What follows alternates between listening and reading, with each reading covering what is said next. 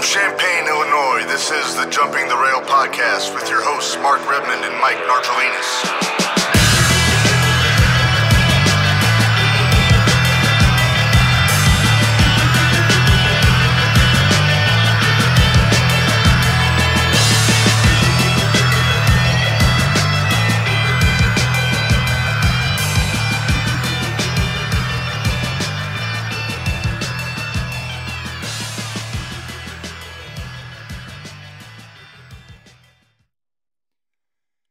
All right, take two of episode 19 of the Jumping the Rail podcast.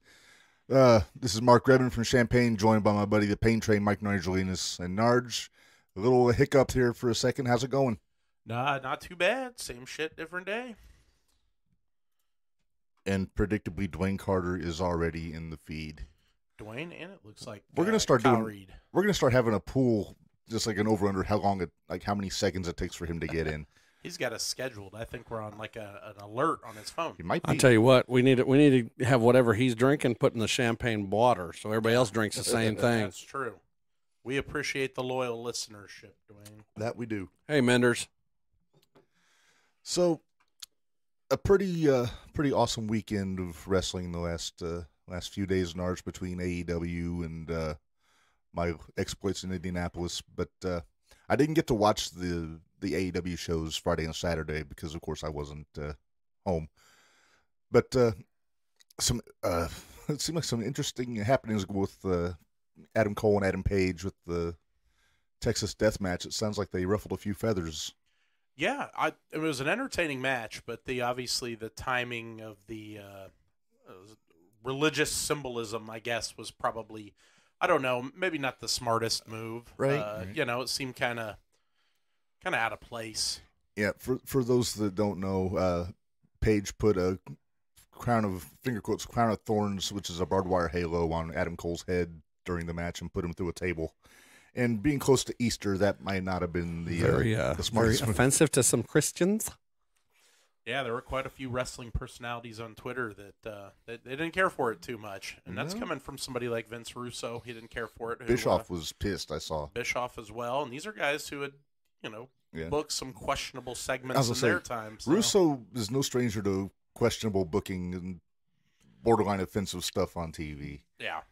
My biggest issue with the whole match was the fact that Adam Cole lost again. I just, I don't know. Yeah, I would have thought that'd be the night for Cole to win. It seemed like it. I just don't feel like Hangman's got enough. I don't know. It just doesn't seem like he has the support that I think people thought he was going to have early on. And I think that comes from the promo side of things. He's not very good on the mic. No. Plus, he dresses like an 8-year-old who dresses like a cowboy every episode.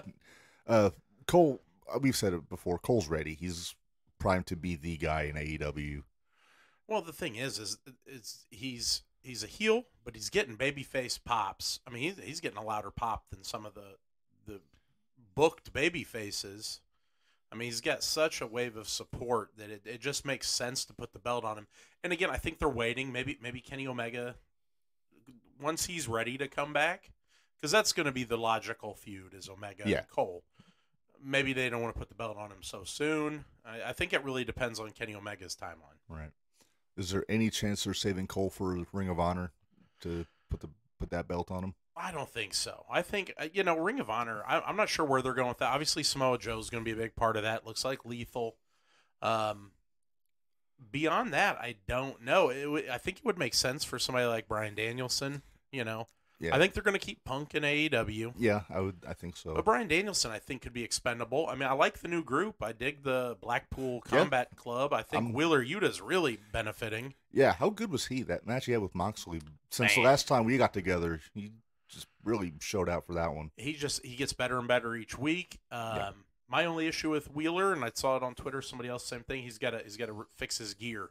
He's got to do something with it. He's got the long pants and then like wrestling shoes. He just kind of I don't know. He needs like boots with kick pads or something just to give him a little more presentation or less neon colored attire. That's possible as well. Yeah. That doesn't really fly with Moxley and Regal and good thoughts to William Regal recovering from his curse from last Wednesday. He's that guy's I said this on the Facebook. He's a friggin' national treasure. Didn't you get cursed this weekend? I did not get cursed. Were you a cursor and not a cursee? I endorsed the curse. I didn't actually do the fingers. Hey, Kyle.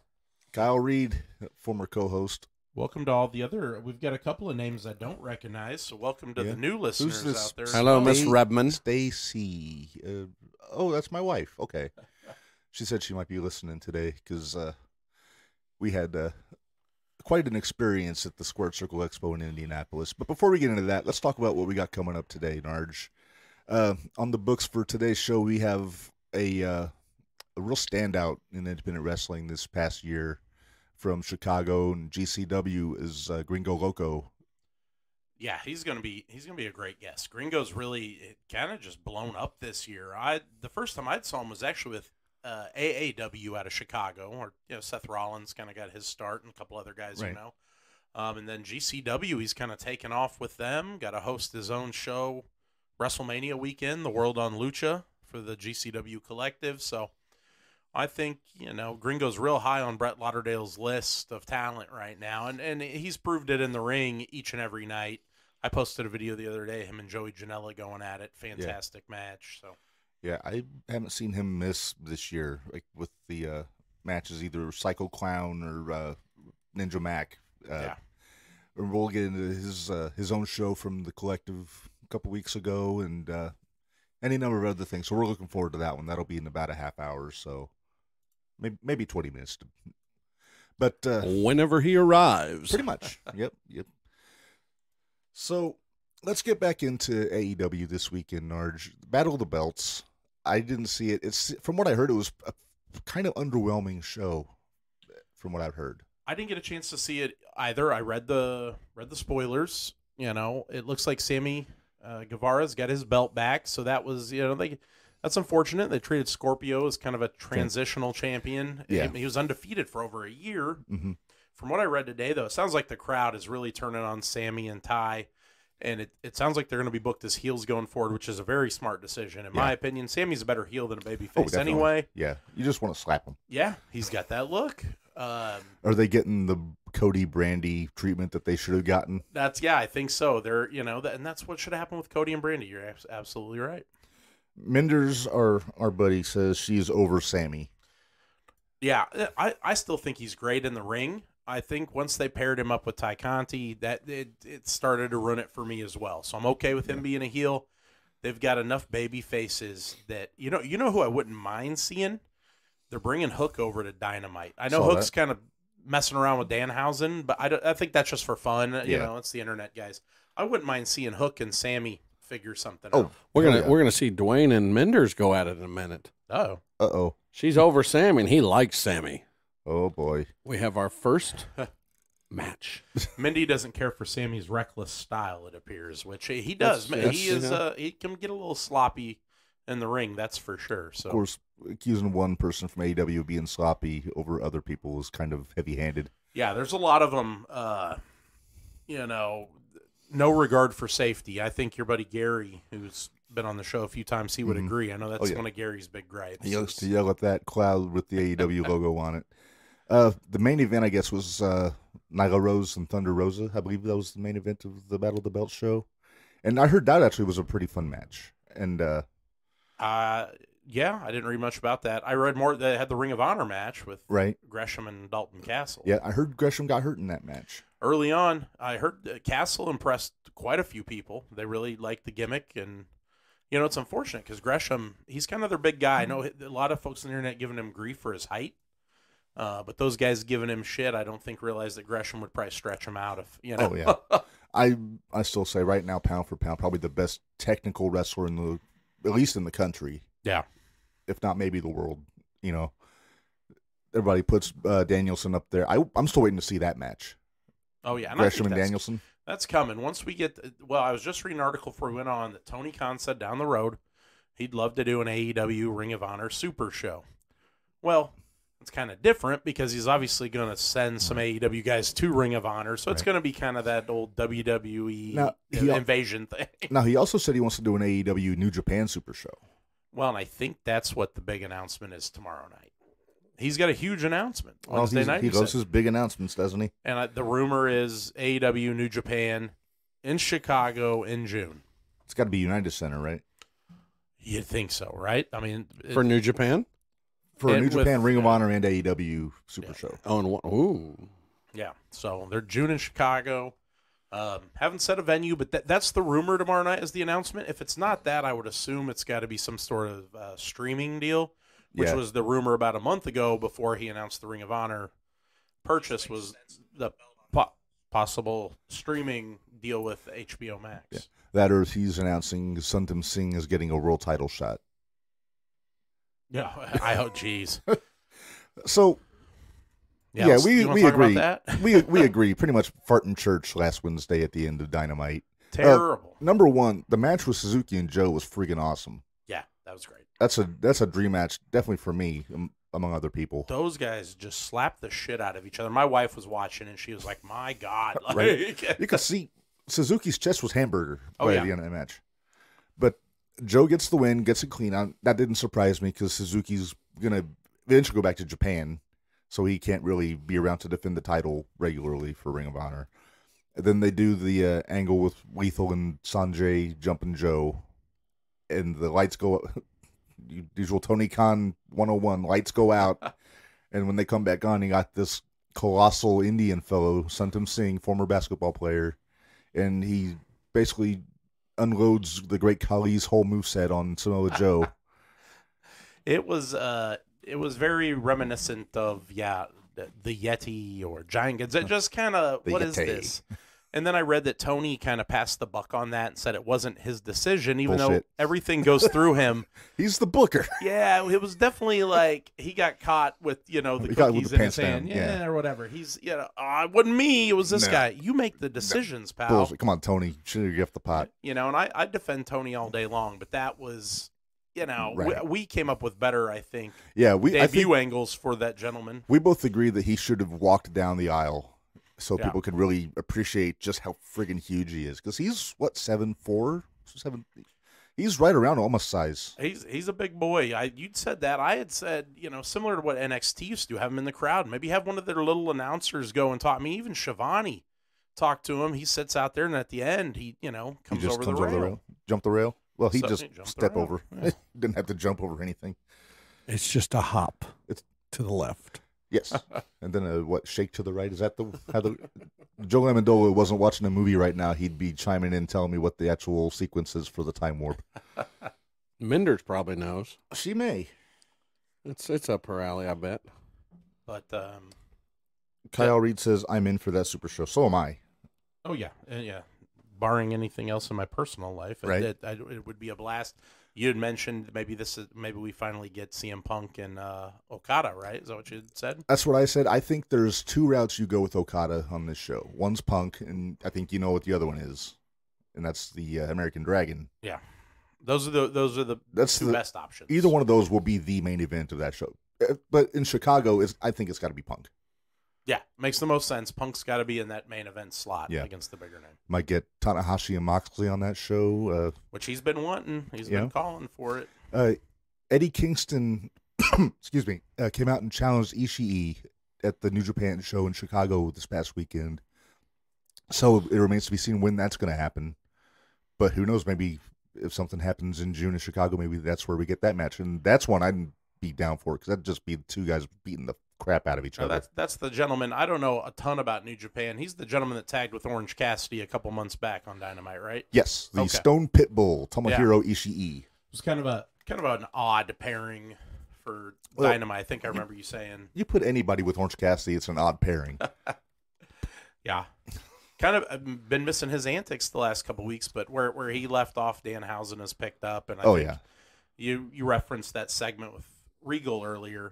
And that was fantastic. That whole between him and Hook and Ricky Starks, right? Ricky Stocks. It was great. That whole thing was just awesome. Along with Regal, when Danielson was demanding that Danhausen break the curse, because these are the serious guys right now, right? Well, and people were kind of shitting on it for the segment, but it was afterwards. It wasn't taped for television or anything. It was literally a dark match segment. WWE used to do silly shit like that too. They always do those kind of go home segments after Dynamite.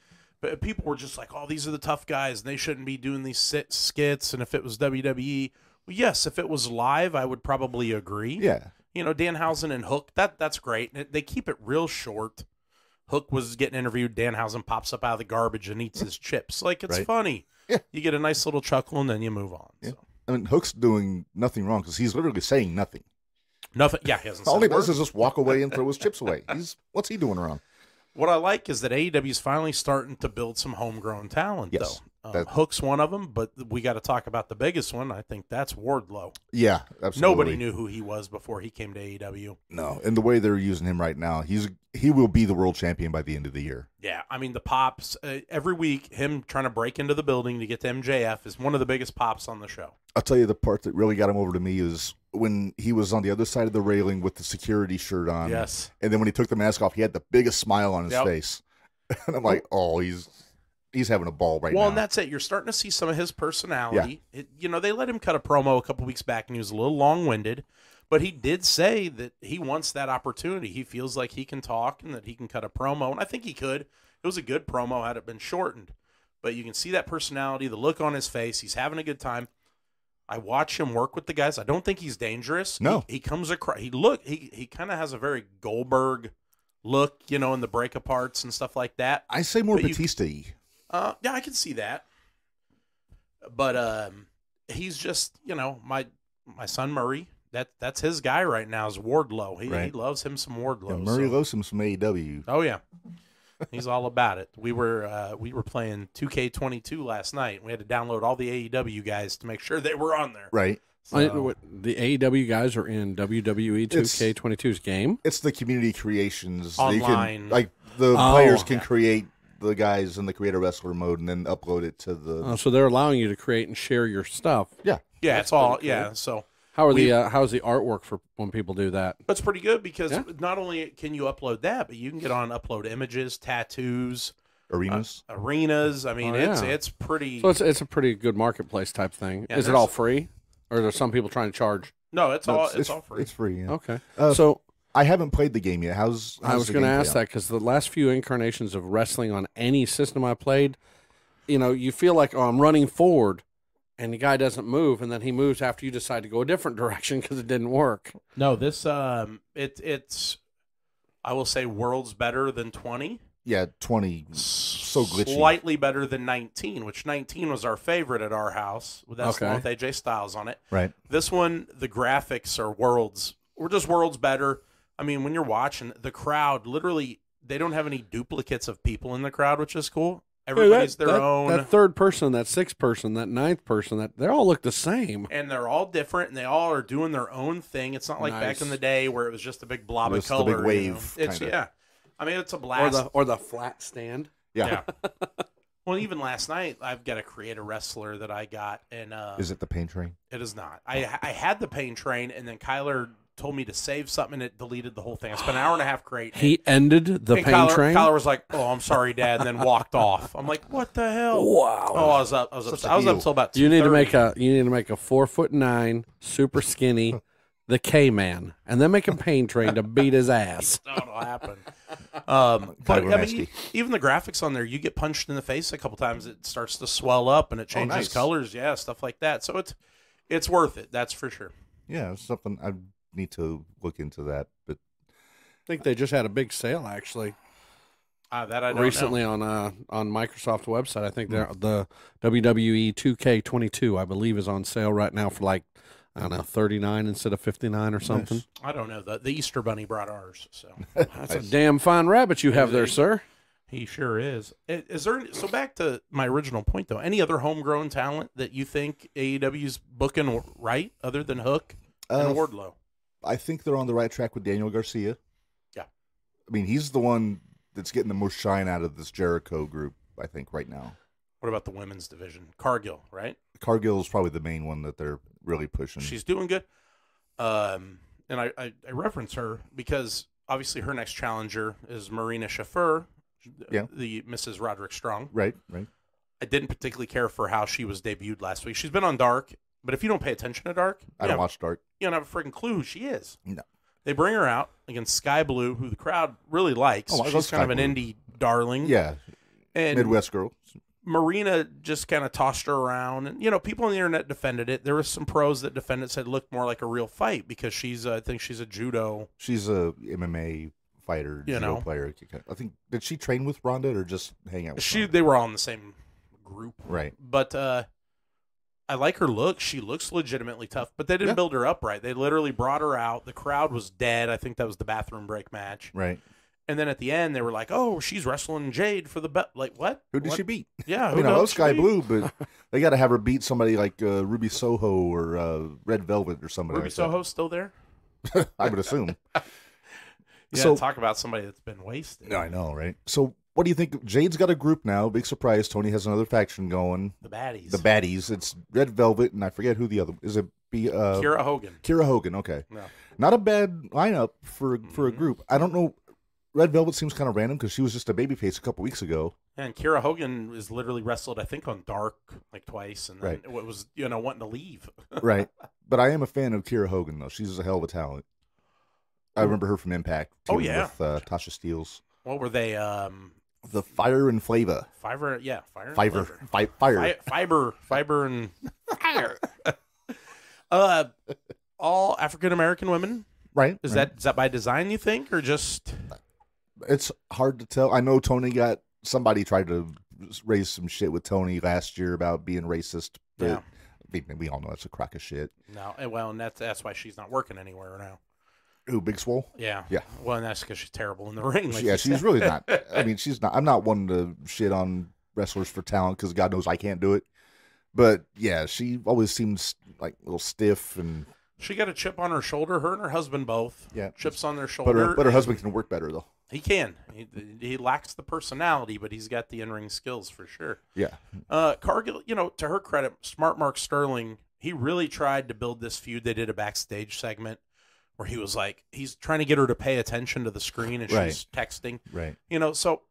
But that's not enough for me to be invested. So I'm hoping, I think they're supposed to wrestle tomorrow night.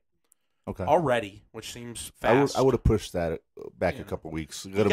They got to have a face-to-face at some point beforehand, right? Yeah, do a contract signing.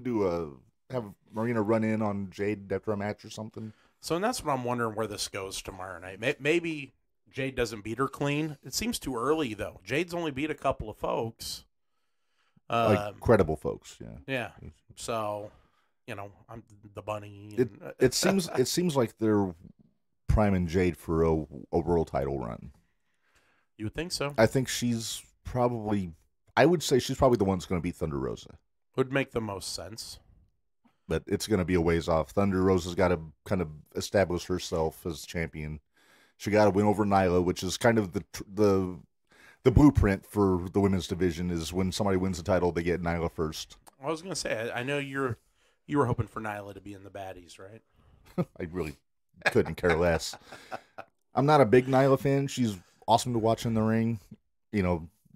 Somebody can throw everybody around and all that. But they can do more with her with Vicky there now. Yeah, but when she lost the tournament to Riho, that first Dynamite, I checked out. I was like, come on. You got a 90-pound little girl beating I'll be polite, 240-some pound woman. And Rio is never believable to me. I thought that was a terrible decision to put the belt on her. This may sound awful. She looks like the blow-up doll that wrestled Ibushi. Yeah, that's why Kenny booked her. So here's something. Have they said any more about Omega when he's coming back? If he's, I haven't he had heard quite a bit of shit to get worked going on. Yeah, I mean it's kind of been the last thing I heard about Omega. I know they were talking about the video game again coming out. I think it's supposed to come out sooner than expected, but ring work. I mean, Callis came out at the last pay-per-view and said it'd be soon, and that was kind of the last we heard of it. So right. Because here's what I'm wondering. They got this New Japan Super Show on the books. Is there any possibility that we get the Golden Lovers, Omega and Ibushi teaming up again?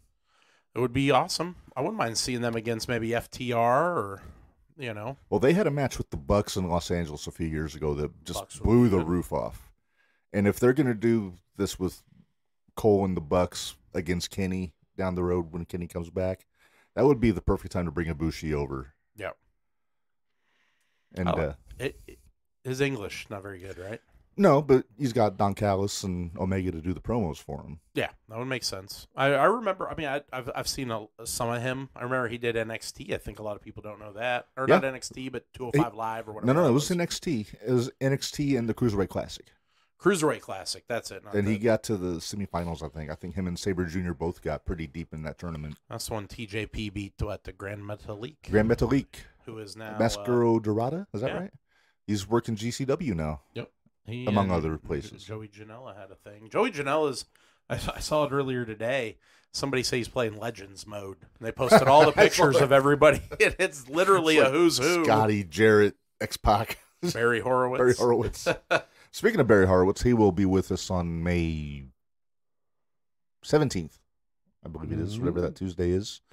And we'll have Keith Gibson with us on that episode. Okay, all right. And We got Menders coming in the studio soon. Menders is coming in for the Camaro Jackson episode at the end of May. And we do have a programming note. Our next episode, May 3rd, we'll have NWA's Joe Galley with us. And Narge, you're tagging out for that one. You're not going to be with us on the next episode. No, our other former co-host, Kyler, has got a baseball game that night, so I got to do dad duties that night. So I will be there with him. You mean I got to to drink twice as much? Don't the that's Centennial cool. Spikes know our schedule? No, they do not. We should get it to him. But Keith Gibson will be coming in, joining us again, helping us out for that one. So we're excited to have him back. Great. Well, that'd be good because I sent you guys a video yesterday about from the HBO Max guy about the WWE and John his, Oliver. John Oliver and his I call them concerns regarding Vince McMahon and how he has treated his wrestlers historically. And well, first off, that's an old episode. That's from a few years I know ago. it's last 2 years ago. I know, but it still stands. It seemed like a hatchet job to me. Well, it seemed like the guy saw something that's inequitable. And with Virgil announcing he has had 2 strokes and dementia coming on, yet another head injury-based thing, I think there's a lot to it. But that's for the next episode. Right. We're not getting into that today. That's correct.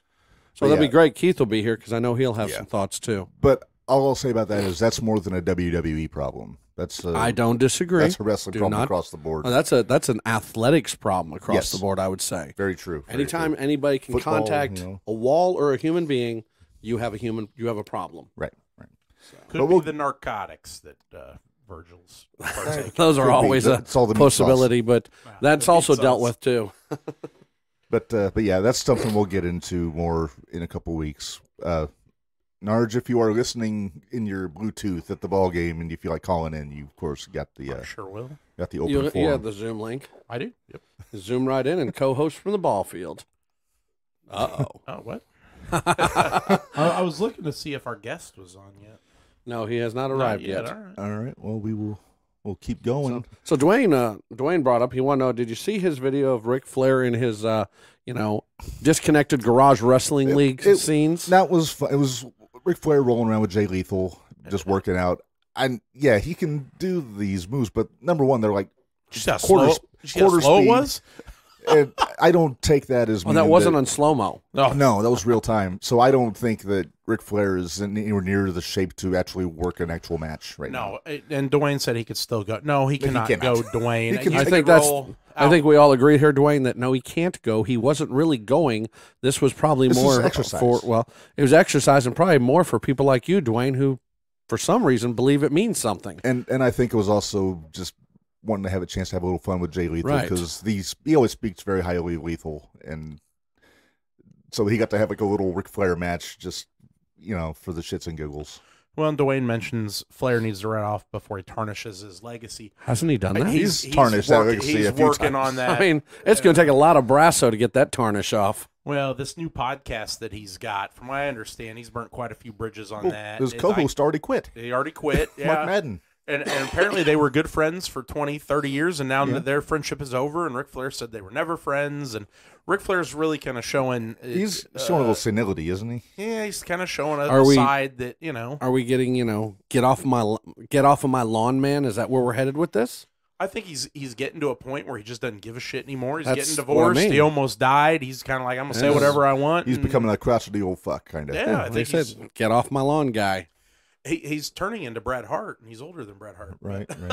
Although we got to mention this, Bret Hart put in a strong case for our friend of the show, Barry Horowitz, to get into the Hall of Fame. Hey, welcome to our a former special guest we had on the show. Sam Stackhouse is listening. Oh, nice. Sam, welcome. Hey, Sam. To the listening. We appreciate it. Sam's got a pretty big weekend coming up. He's getting some revenge for his Pro Wrestling Loco peeps because I forget the name of the guy. He posted a video setting the belt on fire. Oh no! That green belt with the face on it Yeah. is no more. It got torched, Up in smoke. yeah, so to speak. So I guess Sam is going to go get some revenge, and we of course wish him luck with that. We got Sam's back all the time, right? That's right. Absolutely. Let's see. Dwayne and Mindy are having a hell of a debate on the on the message on the thread here, but let's get into Raw a little bit, Narge, because we have some things to discuss from last night. Oh, that was on last night. I probably should have turned the 2K off at some point. No, I Those read video games were read addicting. the review or the post show. So the big story, I think, is Austin Theory, new U.S. champion, beat Finn Balor. Yeah, Finn, I read online, I laughed out loud last night. Austin finally dethroned Finn after his legendary title run with the belt, you know. Yeah, I think Finn was just holding a place for Theory, if you ask me. Oh, he definitely was. This was the plan all along, and it sucks because Finn's such a great worker. Yeah. I don't know why he's kind of lost favor with whoever, but Have they lost favor, or is he the guy they count on to have a match with everybody? could be. I don't know. Is he the guy, like, when they bring somebody new in to see how... It's kind of what... Is he the new Dolph Ziggler? Is he the new Sean Waltman? That was X-Pac's job for a long time, was if they brought somebody new in, the first thing to do, work with X-Pac. Yeah, could be. I mean, he can work with anybody. He's proven that. Yeah, I think there's money to be made with him still, you know? I think a heel run would probably suit Finn pretty well at this point. Oh, yeah. No. Get rid of the demon. You know, obviously, you don't even I need like the demon thing, but a heel run with him would be great. The demon can't be a heel. It's got to be just the prince back, you know. But I had mentioned building up this show that the way, of course, you know, fixing what ain't broke, Austin Theory is no longer Austin Theory anymore. He's just Theory. It kind of came out of the blue last week, and I said on the thread, I think they could have done that properly, but they just decided, oh, by the way, I'm Theory now. Yeah. Is he the one that, maybe misremember, but WrestleMania that Vince was buddies with and like pushing and working with and like, yeah, same guy. Right, so there, okay. I mean, you could kind of, and I It's think an evolutionary step thing. He's no longer Austin Theory. He is Theory. well, they could allude to it because obviously Vince McMahon's biggest rival is Steve Austin. Right. So you drop the Austin. And- It, you know, I get it. And that's where I would go. I would have Austin Theory come out and say, you know what, Stone Cold Steve Austin doesn't deserve to share a name with me, so from now on, I'm just going to be Theory. Right. And because, you know, he got the big stunner from Steve, Vince got embarrassed by Steve, so that'd just be the way I would go about doing that. Then say, for now on, I'm Theory, and I don't care anymore. And, yeah, the U.S. title run, as soon as he started working with Vince, I thought it was time. He was going to get there. Yep. No. A lot of these guys, who's the Intercontinental Champion right now on SmackDown? What now? Who's the Intercontinental Champion? Ricochet, I believe, still is. Yeah, not for long. Nah. I think he's transitional too. I kind of expected Jinder Mahal to win it last week. So Yeah, I would have not been surprised by that. I don't know who else it would be though. Would it be Corbin? Maybe Matt. Well, Madcap's maybe a baby Corbin, face. and then Madcap takes it off Corbin. Makes so sense. you know, obviously, I think they want to push him. So Yeah, because he's got all the tools. Just got to get rid of the goofy name. Yeah. But and now that they switched, maybe he will. Hopefully, right. hope he doesn't go by Moss. It'd be terrible, right? Just be Moss Man. Just dress like the character from Masters of the Universe. Just wear a green fur suit, and like a Jolly Green Giant meets Giant Gonzalez kind of attire, you know. And I try to not make fun of Giant Gonzalez on the show anymore. Learned your lesson. Yeah. So the other big thing from Raw, Rhea Ripley finally turned on Liv and went heel. I don't know who didn't see that coming. I think everybody did. We were just waiting for it. But and I was listening, Busted Open, as I usually do today. It was Tommy Dreamer and Bully Ray were doing the show today, and they do an awesome job. And Tommy actually made a really good point. He said he would have had it because Rhea took the fall. She got pinned, and then she complained that Liv wasn't there, blah, blah, blah. So then she knocked her out. Tommy said that it should have been Liv turning heel on Rhea. Oh. That would have swerved everybody. That would have swerved everybody. And I'm then, okay with that. And then everybody's talking Rhea's a heel. She's going to join up with Edge and Priest now. Who are the new Undertakers, apparently? Smoke and mirrors and lights. And they're kind of Bully compared them to the Sith.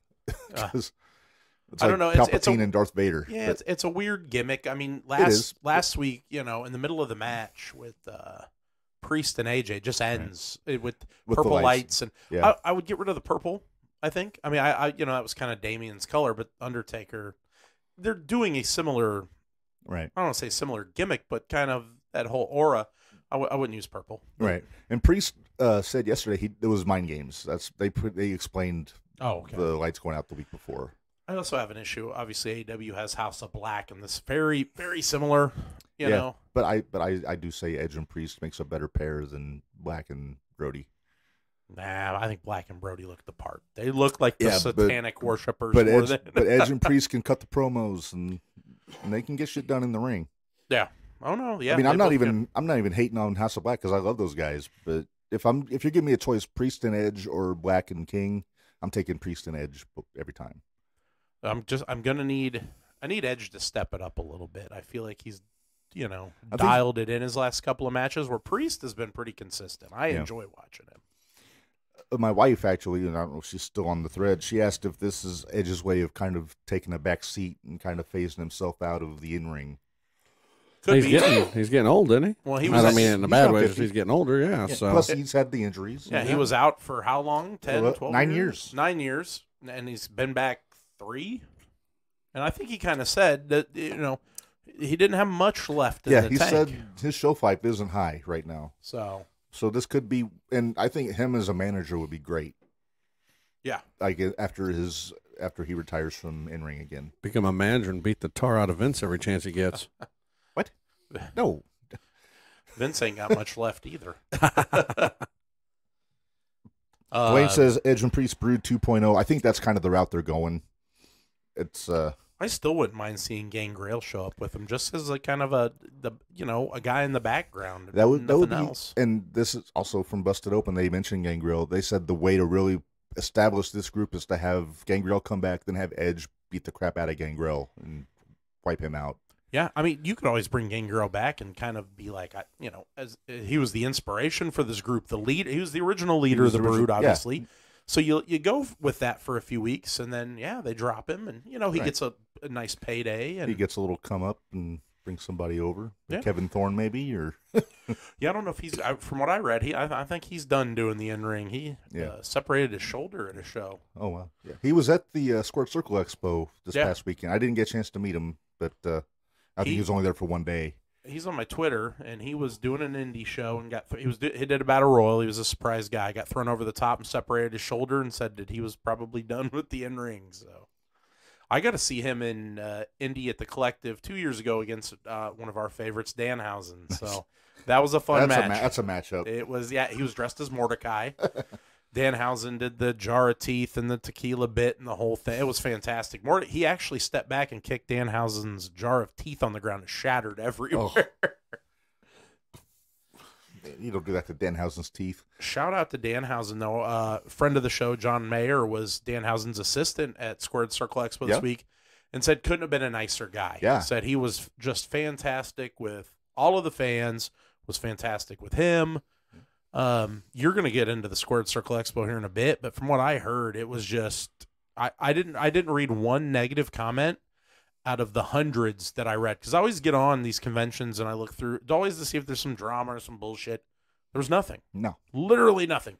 Everybody said it was better than last year, which only means good things because they signed a contract for a 3rd year. Yeah, they've already announced next year they're doing it a week after Mania, April 7th and 8th. Yep. So. And we're already making our plans to go back. we made the mistake of staying in a hotel 10 miles away. So this time we're actually staying in the actual hotel they're having the expo at. Makes sense. Why not get hang out with some folks? John had said that he'd actually was walking around, and there was the guys. He said at the end of the show, though, I guess he came down to get a drink, and Danhausen was in the lobby. No paint, nothing. Just Donovan. Just kind of chilling, and nobody noticed it. And he's Right. like, John's a smart guy. He's like, can't put one past me, and walked over and thanked him and stuff. And he was super cool about it. So it was Danhausen was in full gimmick during the thing, but he wasn't doing the voice. No, he was kind of using his regular voice. Like he was like, oh hello, none of that. Just his regular speaking voice. Couldn't have been a nicer guy. He did walk away from the Squirt Circle Expo with a Jumping the Rail T-shirt, by the way.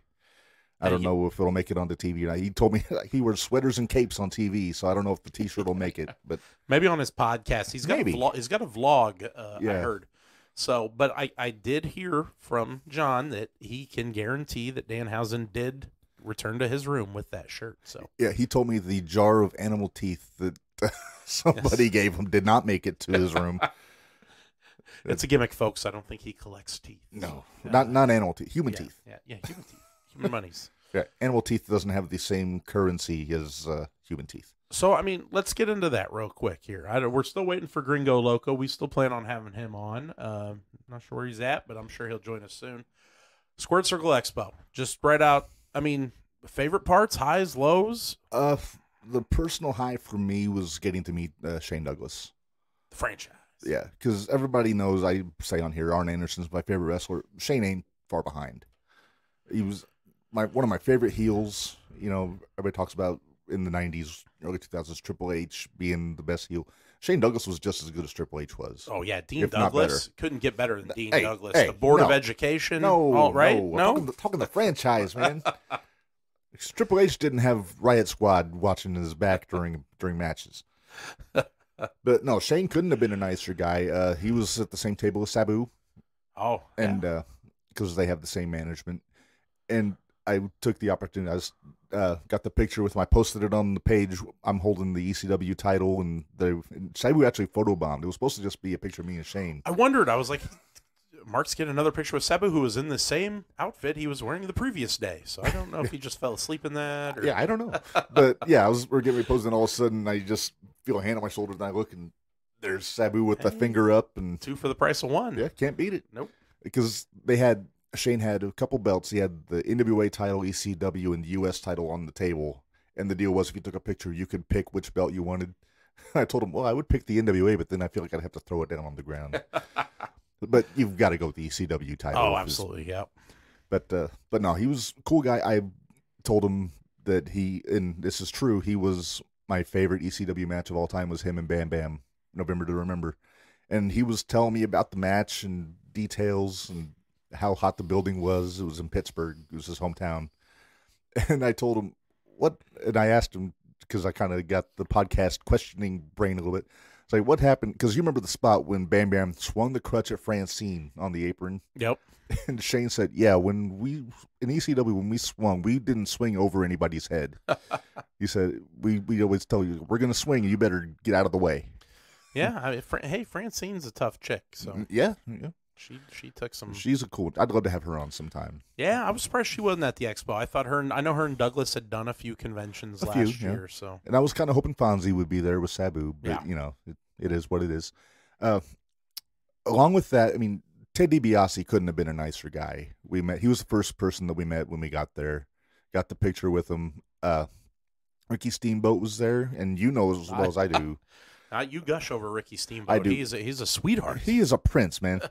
And he signed my world title belt. Him and Scott Steiner both did. Yeah. And looks good too. Those autographs are solid. That belt's solid. Yeah. Shout out to the Fandu company that does replica title belts. If you can swing it, that'd be the company to go through if you really want a good quality replica. That's nice. Maybe we can get them to sponsor the podcast. Any lows for you? Anything that you were kind of like, the wrestling show itself on night 2 was lackluster. It was a little lackluster. I mean, they had some. Did Shane Douglas wrestle in that? He was supposed to. He wrestled a guy named Sergeant Ledbetter, and the crowd was eating this guy. I called him Bedwetter, and it was a hoot. But there was a couple matches that I really didn't care for. The NWA Women's Tag Team Champions, Allison Kay and Marty Bell, had a match. It was okay. Yeah. Highlights for that show was Hornswoggle and Brian Myers had a match, tag match with a couple guys, and there's a lot of guys on that show I never heard of. No, me either. I mean, I've never heard of Jake Oman, who was their champion. No. And I'll tell you what, that guy has got it. He's got a lot of talent. He had a hell of a match with Cardona. Well, I wondered. I figured Cardona was going to take the belt because I thought so too. Won a belt everywhere else. They did the old Dusty finish. Cardona got the pin. Marty Elias was the referee for the match. WWE referee. Yep. Awarded the title, and then the guy Ed Rodriguez, I believe his name is. I might be getting the name wrong. If Michelle Kozlowski is in the thread, she will tell me because she was the guy there. who promotes the show. Yeah, Adolfo. Adolfo was the other guy that was okay. Because there was another guy. So Adolfo used to do the Days of the Dead conventions that we went to, and he's the guy who was bringing in wrestlers. That's how I met Ric Flair and all them before, and then he broke away from Days of the Dead and did Squared Circle and is doing Squared Circle, yeah. and the setups are very similar from what I've seen in the pictures and stuff. And if you've ever been to a convention, Days of the Dead, very well organized. Always was. Yeah. So I can only imagine that Squared Circle. Oh, it was very well organized. But yeah, with the finish of the match, though, Ed Rodriguez was the heel manager. He was managing Jake Oman. Cardona was working babyface in the match, but he was kind of getting the 50-50 reaction from the crowd. And after the match was over, Ed slipped a chain into Oman, and they convinced Marty Elias that Cardona had used the chain to knock him out. So then he reversed the decision and put the belt back on Oman. But then Cardona came out, like he grabbed the mic after, said that he will be back next year and there will be a rematch. So we can guarantee Cardona and I got to meet Cardona at the show. That's another one of the pictures I put up. I had a couple buddies meet him this weekend. Looked like he was having a good time. Oh, yeah. You know who else looked like they were having fun? I was kind of surprised. I expected you to get a picture with them, but it was Rick and Scott. Yeah, I didn't get to do the picture. Like I said, I did the belt. Scotty signed my titles. I didn't realize how much they cost to sign the belts at these things. Like an autograph was like maybe $20-$40. To do a belt was like $100. Which is crazy. So they've definitely kind of changed their prices. When I went to the thing in Dallas a couple years ago, it was all, I will sign whatever you want, $20. You know what I mean? Right. Looked like Rick and Scott were having a good time. Scott was smiling, and which is terrifying, by the way. But I'll tell you, maybe one of my favorite things about this expo, and this isn't like doing Days of the Dead that we went to a couple times, because this is all wrestling across the board, and they had some panels going on, like where they would take a stretch and somebody would come and do a Q&A, and I went to a few of those. I went to the one with Ted DiBiase where he was talking about his career, and it was kind of funny. His son Brett, the youngest of the DiBiases, called in because he didn't know he was doing a panel. He just called him out of the blue on his phone, and the Good, the Bad, and the Ugly theme is Ted DiBiase's ringtone. If you want some trivia, and all of a sudden that just starts playing over the microphone. And is Brett the one that had to pay all that money back? Mm-hmm. Yeah. Yep. But that's neither here nor there. But I bring up the stuff we don't want to talk about. That's right. But no, so Ted had an awesome conversation. Actually, I got to talk to Ted a little bit afterwards because they ran out of time before I could get my question out, which was about the night that he and Bruce Pritchard thought they had lost the $1 million title in their car. But it wound up Virgil had it the next day they found it. But he said they had to call Vince at 2 a.m. Virgil was doing his job. He was. Yeah. But yeah, because everybody says Bruce Pritchard tells tall tales on his podcast sometimes, and he might embellish things or just be full of crap. Ted DiBiase told me that story was 100% true, that Bruce told on his podcast. That's pretty cool. Yeah, so that was awesome. Just some of the highlights also. They'd had an ECW panel on night one. It was Shane Douglas, Rhino, and Blue Meanie.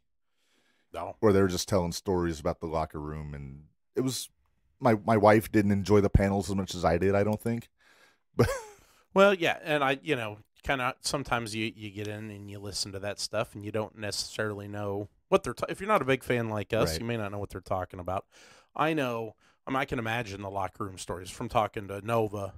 Mike Bucci, he'd said that, Mike, I could tell you stories all day, but you wouldn't believe them. He said everything that you hear about ECW locker rooms is true, but there's so much that you'll never hear because nobody will share it that would just blow your mind. Yeah.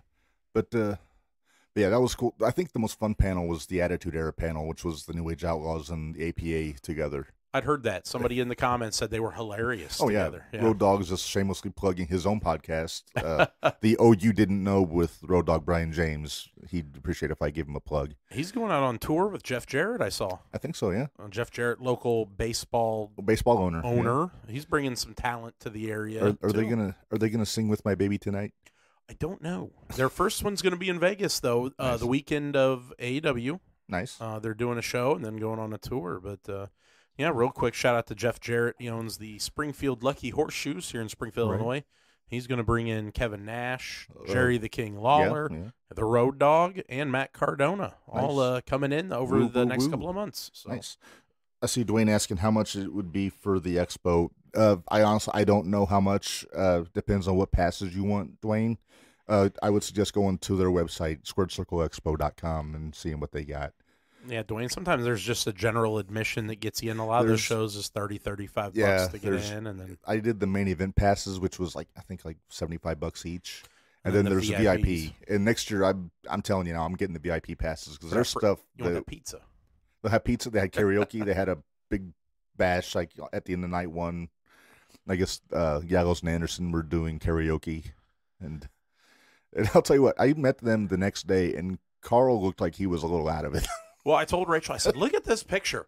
I said, LG, he's all in it, and Carl's just kind of off to the side, like, let's get this over with. Pretty much. Yeah, Luke Gallows is awesome, Doc Gallows. Well, they had to get up to New Japan, too. They were wrestling, right? They wrestled in Chicago. So. But, Gallows' wife, Amber O'Neill, another wrestler, was kind of running their table for him. Nice. And I had heard I don't know if you got to meet him. I didn't see a picture. Maybe you went to his table. I heard Adam Cole had a line a mile long. Oh, man. All the AEW guys had, because there was one smaller room where they had Cole, Page, Pillman Jr., Guevara, Jungle Boy. And all the lines were intersecting with each other. You couldn't hardly move because Aldis and the Outlaws and I think Santana Ortiz were on the back wall. But then Cole was right in front of the main doorway, and then Page, I think, was on the other side.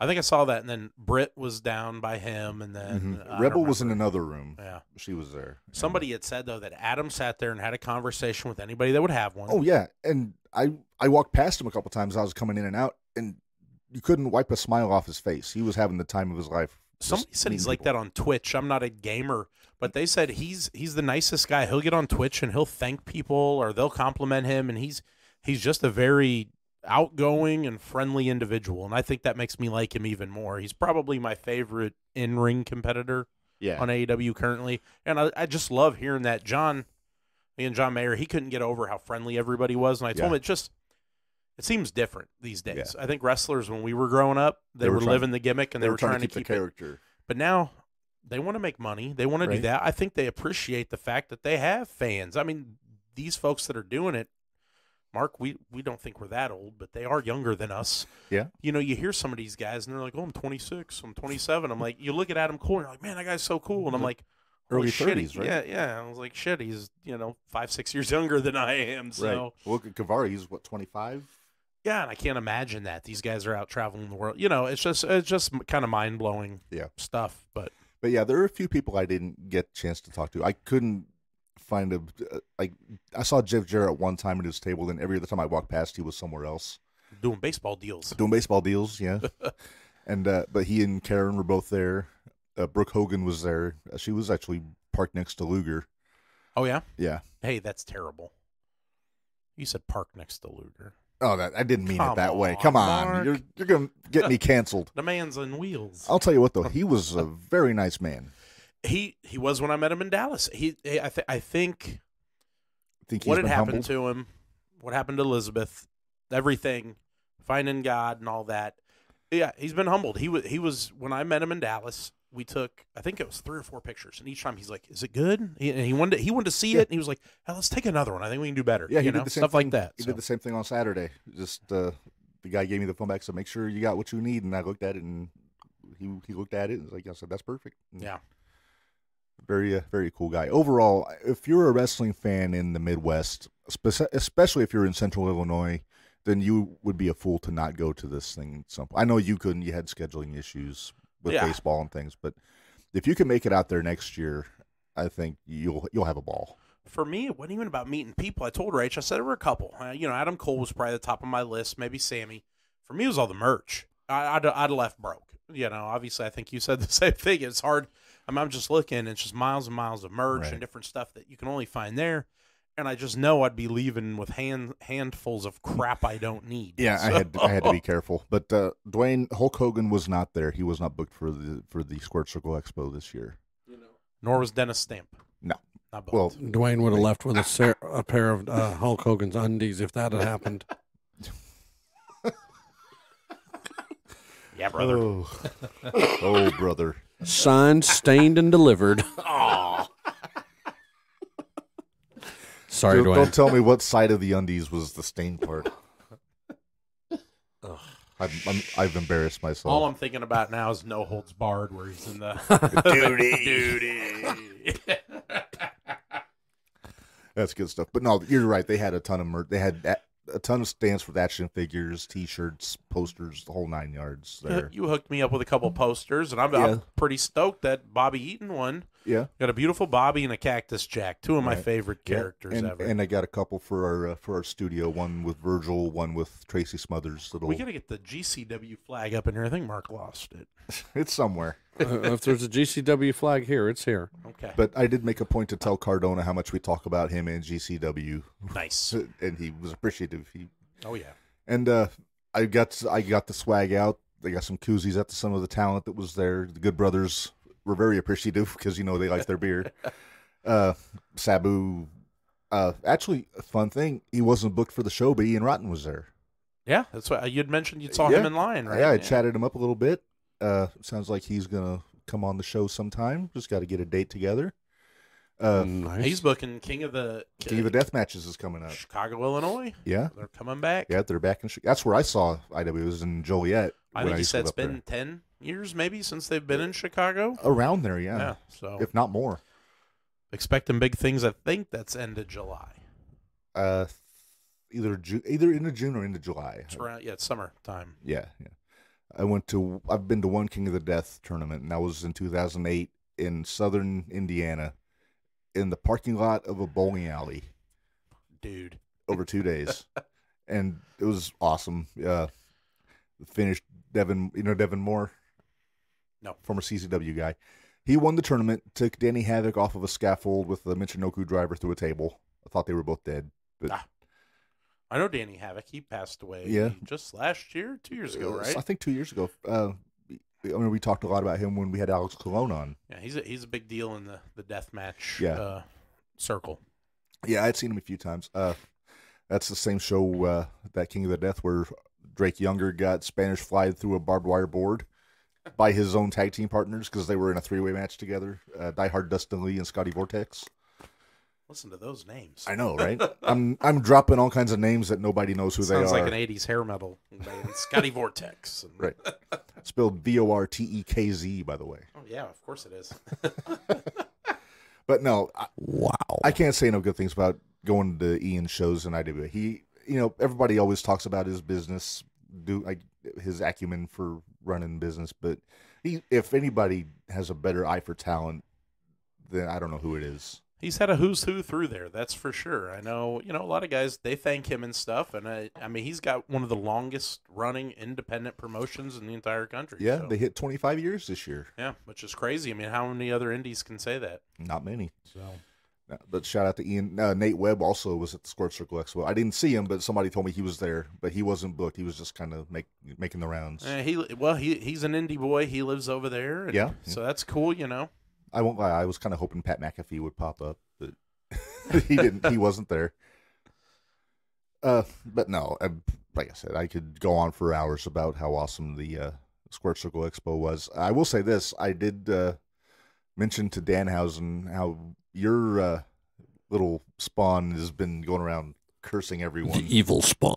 Yes. I said, my co-host has a 4-year-old that won't stop cursing people. And Danhausen, typical Danhausen fashion, says, oh, that's good. Yes. It's very nice. He endorsed Murray's cursing. So I should have let you know. I think we'd already picked. It's early, but we've already got their Halloween costumes down next year. Kyler's going to do Danhausen. Nice. Murray is going to be Orange Cassidy. So I'm nice. bringing the cool kids. And Baker was like, I'll be Hulk Hogan, Daddy. Yeah, it's my boy. So Well, I'll tell you this though: if you do bring the boys to the expo next year, they do a costume contest. yeah, They that's what have somebody a- said. They have a kids division and the adults, Well, and the winner was the guy who actually dressed as Danhausen. which was uncanny. I saw pictures. Dude, if you see them standing apart, you would have thought it was really him. That's It what's was- on. John told me that at one point Danhausen and faux Danhausen were like face to face in the line. I was like, I wish I could have been a fly on the wall. That'd have been great. But then there was two guys dressed as the Rockers. They Oh. had the old purple T-shirt and the neon sweatpants and the wigs and everything. Leaf Cassidy, Marty Jannetty no, rockers? no, or- the Midnight Rockers. Oh, The- when Sean and Marty. Sean and Marty, yeah. All right. And then the kids that were there were very, very cute. One kid was dressed as IRS, and he learned one promo because you got to do a promo, and then if you go to the next round, you have to do a promo. He just memorized the one promo. Which one? It was one on Tatanka when he was going to repossess the headdress, Oh, but he was dressed just like him, and it was cute as a button, really was. And he wound up winning the kids contest. He beat a little girl dressed as Orange Cassidy, nice. which is brilliant because you want Orange Cassidy to do a promo. All you got to do is just put your hands in your pockets or do the Oh, thumb. yeah. Murray will do that. I'll be in the front and be like, Daddy, turn around. He'll be like, Orange Cassidy. And pops the little thumbs up. All right, kid. Thanks. Nice, nice. So if I ain't getting the thumb, I'm getting cursed. One of the two. But I do think if I do the costume contest, I am bringing the Shockmaster to Indianapolis. We got to build you like a door frame that you can There's a little board under. Yes. All right. Well, Narge, I think it's a good time to take a little break for a couple minutes. A break ski. Yeah. Okay. So we will we'll take 5 here, and we'll be back with our smiling faces that you won't be able to see. Faces for radio. That's right.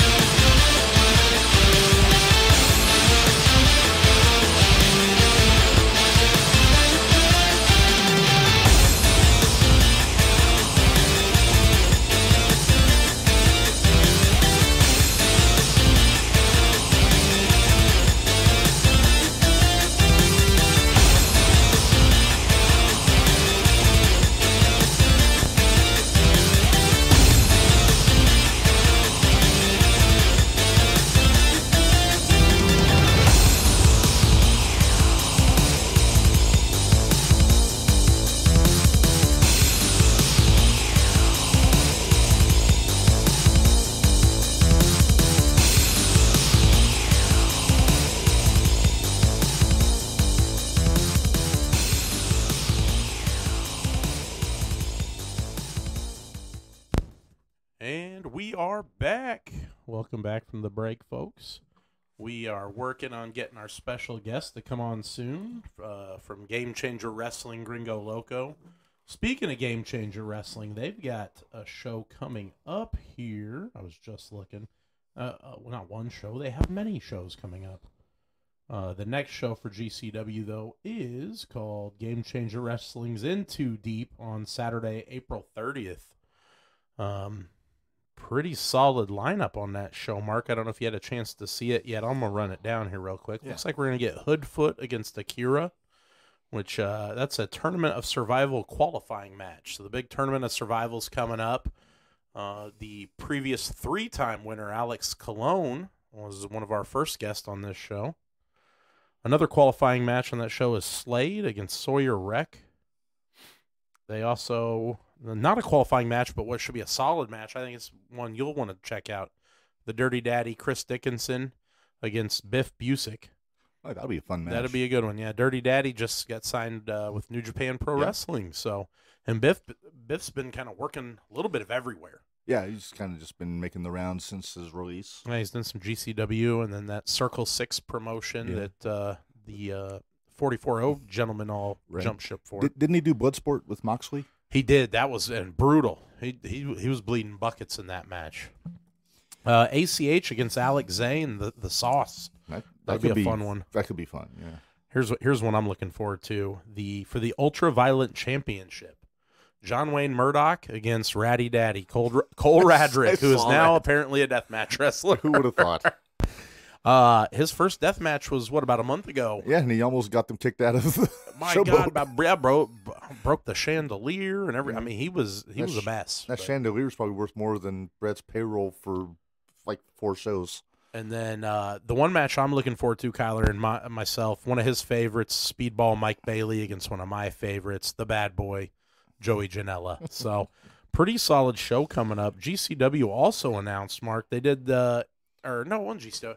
Yeah, GCW. They did the Independent Hall of Fame, right? Yeah. Well, now, June 4th weekend, they were going to do the GCW Deathmatch Hall of Fame. I saw that, and I was going to ask you about that. I think it's a great idea. I think it's awesome. I'm surprised it hasn't happened yet. No, yeah, especially with them. I would have to assume, if we're talking names, Sick Nick, maybe Justice Payne, which is Nick Gage's brother. Right. A couple of those guys who've passed, Danny Havoc, maybe, Right. Anybody? J.C. Bailey'd be one to think about. Louisville guy passed away a few years ago. Yeah. What about, I'm going to throw this out, what about Terry Funk or Mick Foley? I think that's kind of a no-brainer. If you need a headliner, go with Foley. Be one of Foley Funk, can make it. He can show up. He can do the, do this. And he's done a GCW show. So. Yeah, that's true. He's got that in, so that makes sense. There's any number of people that you could get for the Deathmatch Hall of Fame. But I mean, we talked about him a little bit just now. Ian Rotten, they call him the king of hardcore in a lot of circles, and he's had some of the craziest matches I've ever seen in just the deathmatch environment. Yeah, and he's been very appreciative to Brett Lauderdale as well. I know Brett has helped them out a few times with some things, whether it was talent or stuff like that. So maybe in return, Brett says, "Hey, let's put you in the Hall of Fame." So yeah, it'd be cool to see. Right. I think also Sabu, would be one. You can go into that ECW well a little bit and get some of these guys. Tommy Dreamer be one to think about. Onita. Oh, yeah. If you want to go Japan, man, you've got a big pool to choose from. That is for sure. Heck, Lufisto went into the Independent Hall of Fame. She could just as easily go into that Deathmatch Hall of Fame. Who's old boy from CZW? Zandig. Zandig. That's it. Yeah, he's another kind of crazy guy. Yeah, Nick Gage. Nick could. Speaking of death matches, I tried to stay up for the 6.5-hour marathon of a show that was XPW a couple weeks back. Yes, that XPW from the late 90s, early 2000s. It is back apparently with more of a violent side of things. So the winner was one of my favorites, Schlack. Got down to the end, Schlack and Masada. So, But the show was 6.5 hours long. People complained about WrestleMania. Can you imagine watching 6.5 hours of a death match tournament? So it's a lot. It's a lot of time. Oh, I'm getting. Hang on. What do we got here? We're working out some things here. So There we go. Kind of bear with us. I apologize for the clicking you guys might be hearing. We're having Yeah. one of our mics act really weird, but we don't know which one yet. Yeah, we can do that. Why don't we end with that? And Okay. we'll get into bring our usual ending up sooner. So That's fine with me. I wanted to check with you just because I know you kind of got a tighter schedule than we do today. a little bit, but So, folks that are listening, we had a scheduling conflict, so our Gringo Loco will be on around 7:45. It'll be a little later it'll be tonight than A usual. little later than usual, but that's all right, though. But you'll get a full interview, trust us. Hey, he's still. We had a similar problem with Alex Colon when he came on. I think he just forgot the time zones and things like that. But yeah, we're still gonna have Gringo on. We're looking forward to it. It's gonna be a fun time. It's gonna be a little bit longer show than usual. But hey, that's pro wrestling for you. It's. I'll tell you what, that wrestling show at the Expo was scheduled to be from 8 until 10:30. That's what they had it on the schedule for. That show, they had 10 matches on. There's no fucking way they're having 10 matches in 2.5 hours. So that wound up going until about 11:30. I wondered. I kept seeing if it wasn't you posting, it was somebody else. Probably Michelle Kozlowski for That's the what show. it was. That's what it was. Yeah. I was like, damn, this show was taking forever. Yeah. So Also, shout out to Michelle. I hooked her up before we went. I sent her a message, asked her what size T-shirt, and she actually wore the Jumping the Rail T-shirt the entire second day at the Expo for us, and kind of Michelle Kozlowski. And Road Dogg popped, I guess, when she met them. He thought it was awesome. He thought the name was great. That of course, I couldn't get over there to see because that's the second one. I didn't even think about it. Well, you mentioned Sabu, and remember Sabu had told us online that he thought it was a great name for the pod. And I told him that a little bit, and he remembered. That's good. And he said, he said, hit him up, and maybe we can get him to come on sometime. But well, Michelle. So just funny story. She doesn't know Jonathan Mayer, obviously, but she was wearing the shirt, and he was helping, and she had posted a comment later in the show that John, or I guess she was like, "Oh, we're wearing my buddy's shirt," and one of the volunteers here recognized it. So I thought that was cool. Small world. John recognized it from being on the show and being friends, and so then some brand recognition there, which is cool. Yeah, and speaking of shirts. What? Speaking of shirts, you guys are doing all this technical bullshit. I don't know what's going on. We gotta... Everybody's fucking around with cords and buttons. We have a pro wrestling tees store. I'm taking over the show. Take over. There you go. We have a pro wrestling tees store now, folks. I don't know the link. It's prowrestlingtees.com/ I think it's JTR. JTR. Just search Jumping the Rail in the search engine, and it'll go right to it. For $19.99, you can get the best black and white T-shirt ever made. This is way better than that NWO thing. Way better than the Austin 316 thing. It's Jumping the Rail. $19.99 comes straight from the good people in Pro Wrestling Tees, Chicago, Illinois. Right. There's going to be some other shirts up soon once Mark figures out the image quality. I submitted a couple designs yesterday, and I haven't gotten a rejection yet in the email, so I've got hope that they actually got through. I'm still figuring out the kinks on some of these, like getting the right kind of images in to... You got so many rejection emails, I thought it was me asking for dates in high school. So I was very confused. Hang on. Yeah, you were. No, that doesn't even work. I think that's where all the fucking noise is coming from. I'm waiting to find out. Okay. Oh, but I digress. But yeah, so that's something to check out, prowrestlingtees.com, along with all the other awesome stuff they've got on there. And we're very honored to be a small cog in that wheel. Based out of Chicago, so who knows? Maybe we can work them into getting some sort of a sponsorship. Buy local, support local. That's right. Chicago's local, according to everybody else that knows we're in Illinois, even though we aren't anywhere fucking near there. Yeah, I'm from Champaign. Oh, you're in Chicago? No, we're not in Chicago. No, we're in Champaign, the better part of the state. My wife's mother moved down here in 1999 from Massachusetts. And I guess she had a friend that was coming to Chicago, and she called my mother-in-law and said, "Well, you ought to come meet me for lunch." She was like, "Where are you?" "I'm in Chicago."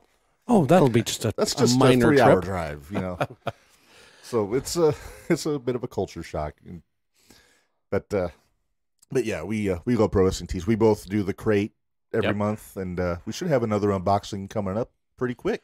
Yeah, what is End of today? next week. They Today's ship out the by the 19th. 20th, so they'll ship tomorrow, and yeah. Nice. next Well, week. tomorrow's 420. They may not ship out tomorrow. Yep. Shout out to Rob Van Dam. That's another guy. He's going to be in Hoopston. And Cheech and Chong. Yeah, he'll be in Hoopston with the Godfather. There'll be a lot of smoke and the bricks and ivy. So. The ivy might be a little bit greener that Yeah. day. That same day, WWE will be here in town at the hall or Yeah, the State Farm the Center. center. It'll always whatever. be the Assembly Hall to me. Yeah, absolutely. It is the Assembly Hall, spelled STATE. Suck it, Farm Indiana Center. University. What do you think about them naming these Saturday shows Saturday night's main event? I've seen some confusion in the chats with it's- people. It's good branding. I mean, I'm sure there are people that are assuming that it's going to be some sort of a taping.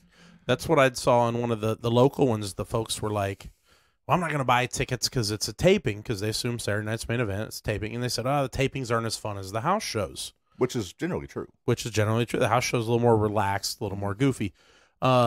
But, you know, she was obviously misinformed. I don't know if that's just, you know, maybe they should brand it better. They've got, what's the Sunday thing called? Sunday Slammer or something? I don't know. Something like that, Something yeah. stupid, but it is. I won't be able to make that show the 4th. I think you're heading there, right? I'll be there, yeah. Yeah. We got a baseball tournament that day, but if we get back, maybe we'll grab some of the cheapies up in the nosebleeds, and Yeah. we'll check it out. So, not a bad seat in the place Yeah. at the old State Farm Center. No, just you don't want to go way up in the top because then you're just looking straight down. and Yeah. If you got vertigo, it's just a bad idea. But no, we got pretty good seats. My mother is calling Dr. Freud. She was actually at the State Farm last week for Chicago with my aunt. They went to the concert there and had a blast. And I'm a little jealous because I do love me some Chicago. But I digress. Narge, since we got about, 25 minutes or so Yeah. until Gringo Loco, let's get into, I know we say this usually for the end, let's get into Top 10 Tuesday. Yeah, let's do it Let's- now. It let's do usually the takes list. us a little top. What are by we the time doing get this to week? that. Well, since I'm kind of on an ECW high from this weekend, meeting Sabu and the Meanie and Rhino. Also, by the way, Rhino, did you know he owns a marina in Detroit? I had no idea. We A marina Like- in Detroit. like boats, like on Interesting. the lake. Well, I understand what that is. Yeah. It's not Marina Del Rey, No. that's for sure. But yeah, we were. Marina Detroit A. He had a table with Heath Slater next door to Hornswoggle, who's awesome, great guy. But I was talking to him, and then just out of the blue, he just starts talking about his running his marina, and because I think I asked him if he'd ever be interested in doing the podcast. Yeah. And he said, "I don't know, I'm so busy between wrestling and running my marina." I was like, I got boats, brother. and then he went off, and if my wife is still on the thread, she can vouch. He went on for about 10 minutes talking about boats. Them boat people are proud of their You boats. tell them you're really are. landlocked. To He's talking about all the boats he has. He's got a 56 something or other with, and I'm like, that's awesome. I like cars. I'm not a big boat guy, but I can appreciate it, you know. But yeah, he went on for like 10, 15 minutes talking about boats. That's interesting. It is, but all the respect in the world to Rhino, I'm a big fan going way back, and he was, and also insanely nice guy. He wrestled on the show too. He right? wrestled, him and Heath wrestled Fuego del Sol and Shark Boy in a tag match. Shark Boy. Where was Lava Girl? Yeah. Somebody actually yelled that at Shark Boy. He'd gotten for into some trouble with that years. There was something back and forth There was between a him lawsuit, and yeah. either Disney or whoever it was. But Might have been Shark was Pixar, whoever it was. Shark Boy worked with the indie company that I wrestled for. We brought Shark Boy down 3 or 4 times. He was always great. He was a good guy. He's got a little. He's kind of put a little weight on though. He's got a little bit of the dad bod going, but I think he's retired. Anyway, it was a so. fun match. They took it out into the crowd. My wife is a bit of a shutterbug with her phone. She likes to take pictures. No. Yeah, and she kind of stepped out into the aisle to take pictures. She wasn't paying attention, and as Rhino was barreling towards her, I had to grab her by the shoulders and ease her back into to her seat. Because Rhino's still a big boy. He's not the 300-pound man beast he once was, but he's still a good 260. He is built like He's a mean tank. He is a tank. I told Rachel he's built like a Lego man. He's like a big rectangle. Yeah, pretty much. Yeah, he's got a head and hands and arms, Right. and then just a rectangular body. Yeah, but some of the other guys, just real quick, I'm going to say this. The Varsity Blondes wrestle on that show. And this is my first time seeing Pillman Jr. wrestle. He will be a superstar in the next 3 years. He will have some major championship in AEW. He's picking it up, and he's picking it up like crazy. And it looked natural. He had forgotten his gear, like his tights weren't that he was wearing his regular red tights, and Griff had the Varsity Blondes gear on. But no, they had a good match. I don't know who they were wrestling, but you remember on one of the previous episodes I said he's the underused talent on AEW. Yeah. I think they got to get him away from Griff, and I think Julia Hart. I mean, at some point I thought she was joining House of Blau. I don't know what the hell she's doing now. I mean, they're dragging that out. But Briscoes versus FTR thing. Tony's waiting too long to pull the trigger on it. But as we were leaving after the show on Saturday, like as the Expo was winding down, I saw Brian Jr. at the bar, just sitting there, and I thought about going over to say something, but then I thought that might be cheating to people that spent money to get a meet and greet with him. So I didn't do it. But look at you with the conscience. I'm such a nice guy. I bet 15 other people did not think that way and bothered him. But although I when we went at a very nice restaurant in the hotel where we got dinner both nights, and the first night Brody King and Santana were both in there, and then night 2 Heath Slater was sitting at the bar watching TV. So that's cool. Yeah, and those things, I think a lot of people. I'm glad you took that into consideration. I've been to the few of these conventions and you see people in the hallway, and it would be so easy to just be like, hey, but you're right. They're there. They're giving their time. They want to be paid for it, compensated. It'd be different if they're walking and we're like, hey, what's up, buddy? Something like that. So I think it's cool that you thought that and respected that. So yeah, well, I'm a nice guy. So I don't know. Maybe, who knows, if we get this Pro Wrestling Tea Shop going, maybe we can arrange to have a table at the Expo next year, sell some merch, and it'd be awesome. Get some human money, to paraphrase Danhausen. All right, so what a big surprise! 19 episodes. Once again, we have jumped the rail and flown off the tracks like we usually do. So I got on a tangent about Rhino because we're doing our top 10, and we're gonna get into ECW, Narge. I love it, and I'm talking Extreme Championship Wrestling, not WWECW. And our topic this week: top 10 ECW World Heavyweight Champions. And to be fair, there weren't many more than 10 ECW World Champions. Yeah. It was only an 8-year run, but I think I got a pretty good list of the very best of the best out of this.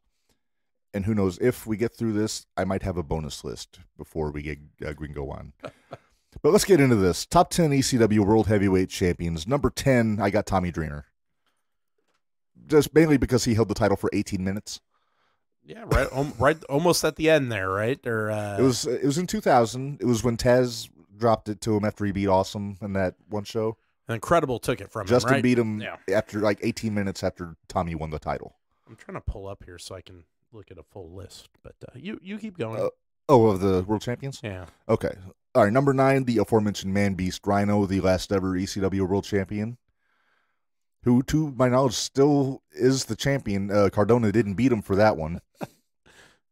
But yeah, when he won the title, he was red hot in ECW. Nobody was taking him off his feet even, and he was just running through the entire locker room. He was really awesome to watch. Number 8, the King of Old School, Steve Corino, also held the title in 2000. Beat Jerry Lynn at wasn't the November to Remember. No, it was November to Remember. It was in a 4-way match. Jerry Lynn, Stanman, and Just Incredible were the other 3 in that match. And then Corino held it up until the last pay-per-view, guilty as charged. Number 7, one of my very favorites, and I think one of yours too, Nards, the living legend Terry Funk. Probably the most emotional world title win in ECW history from Barely Legal. Oh, yeah.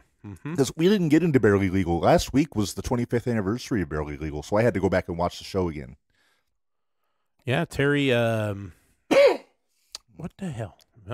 Terry beat Raven. Yeah, I'm having technical difficulties. Terry had survived a 3-way dance with the Sandman and Big Stevie Cool on that show, and then just got beaten to a bloody pulp by Raven until Dreamer came down and gave him the assist.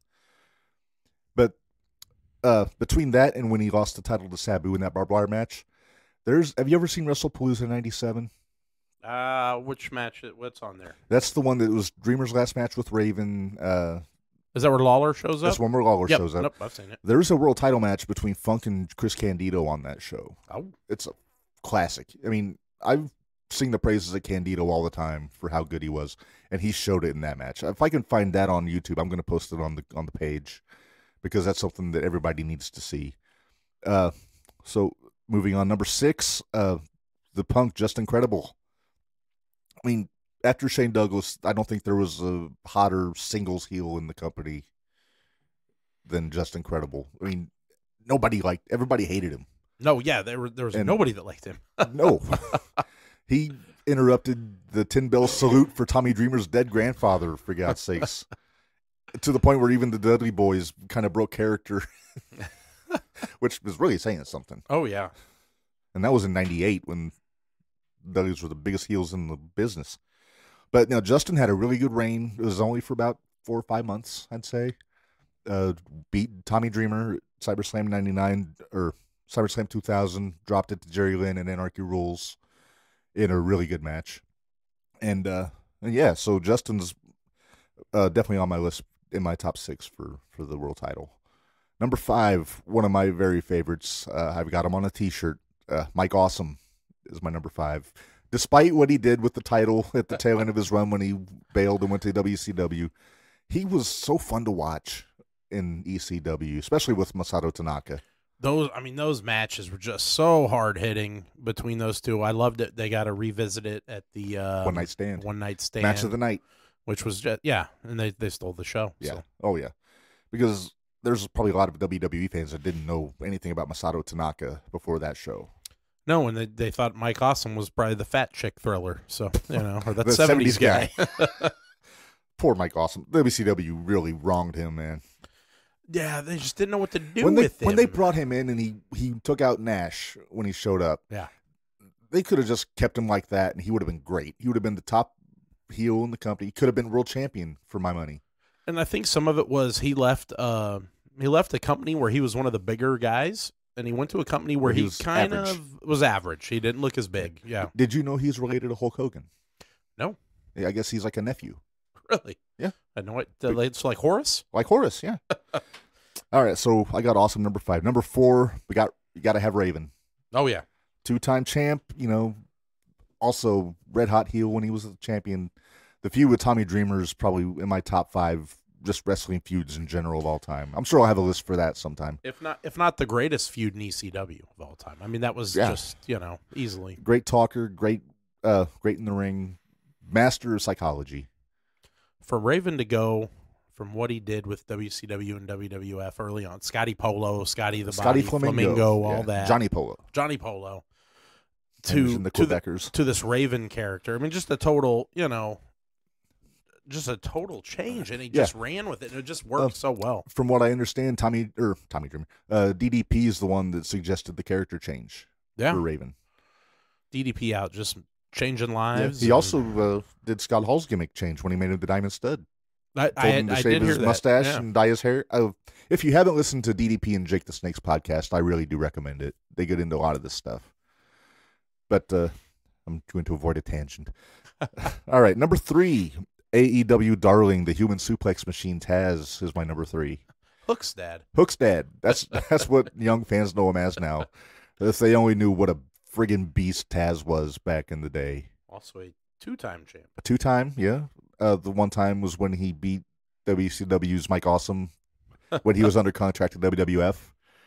And then he went and wrestled Triple H with it, right? And Tommy tried to interfere. Out of him. Yeah. Actually, it was a pretty even match. Tommy interfered and kind of screwed it up.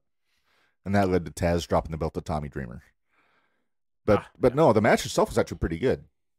Everybody complained because it's Triple H won, but hey, he's the WWF champion. Yeah, that was kind of the end of Taz's push, I felt like, was with that. After that, he kind of got relegated to the hardcore division, doing tag team stuff. But wearing pants and he might have also, shirt. But he was also dealing with, I think he had some chronic issues from that neck surgery that he had, so he might have been wanting to wind down a little bit too.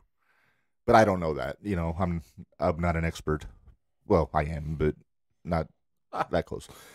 All right, number 2. Got the beer-chugging, cigarette-smoking Sandman. 4-time champion. 4-time champion. He was supposed to be the last ever ECW champion until Rhino came in and threatened his family and put him through a table. But no, he was probably the most relatable ECW character, I would say, to the fans. Oh, yeah. I mean, come on. I mean, it had the Zubas, he had the beer. He's not a technical master by any stretch. No, he had the cane for a while. It depended on what woman he came out with him. He had woman. He had woman. Missy Hyatt. Yeah, he had Peaches. It was his wife, Lori Fullington. Yeah. The one who famously got put through a table by Rhino. But no, Sandman was kind of the top guy for a few years there until, it kind of cycled back around. But one of the loudest pops in the ECW arenas when he came back from WCW. The lights went out. That was the first ECW TV I ever saw, because we didn't get the ECW hardcore TV from the cable channels. Right. But when we got TNN, that was the first episode I watched. It was a couple months after they debuted because I was home, and that's what happened.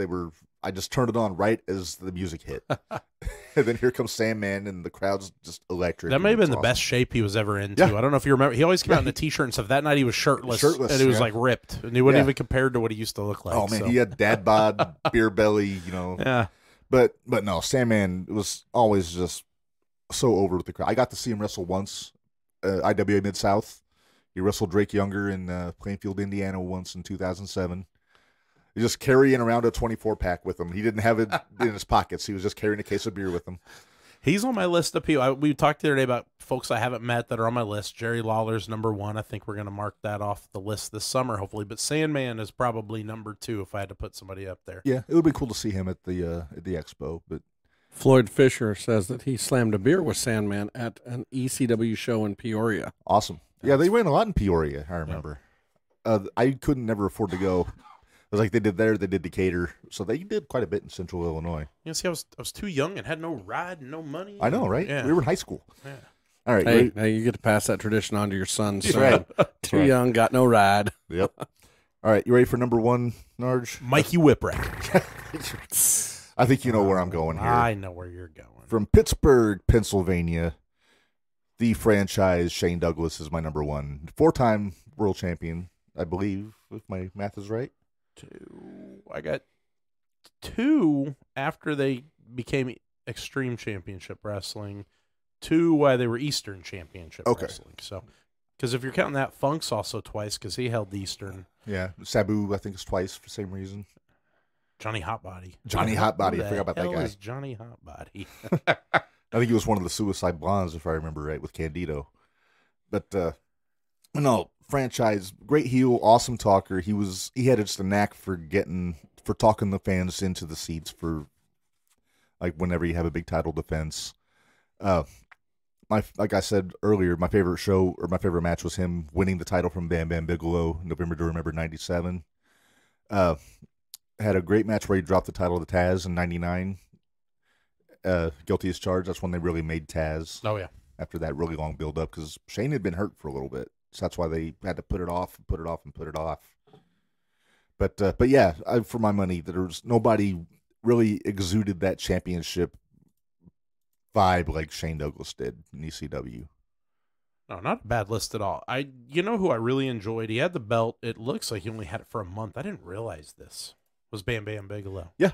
1 month. That was it. Yeah, because he beat Shane on TV. Yeah. And then he dropped it back to him on the pay-per-view. It That's was during crazy. that little hiccup where he wasn't a part of the triple threat. Yeah. Bam Bam's one of those guys that was always right on the cusp of being the guy. Yeah. He was obviously the guy at Mania 11, Yeah. I mean, Vince depended on him, but he's that guy that I just felt like you could have built a lot more around. Yeah. A part of me wonders if that was Shane wanting to do that for Bam Bam. Say, I want you to have the world title run. Yeah. Even That's for possible. a little bit. And I'm sure Paul would have been all for it because Paul and Bam Bam go way back too. Yep. So that's my list for top 10 World Heavyweight Champions. We still have about 10 minutes before we're supposed to have Gringo in. So now we're going to do the ECW, right? No. We're Vince gonna McMahon. stick with ECW, but we're going with a list we've actually argued about, Narge.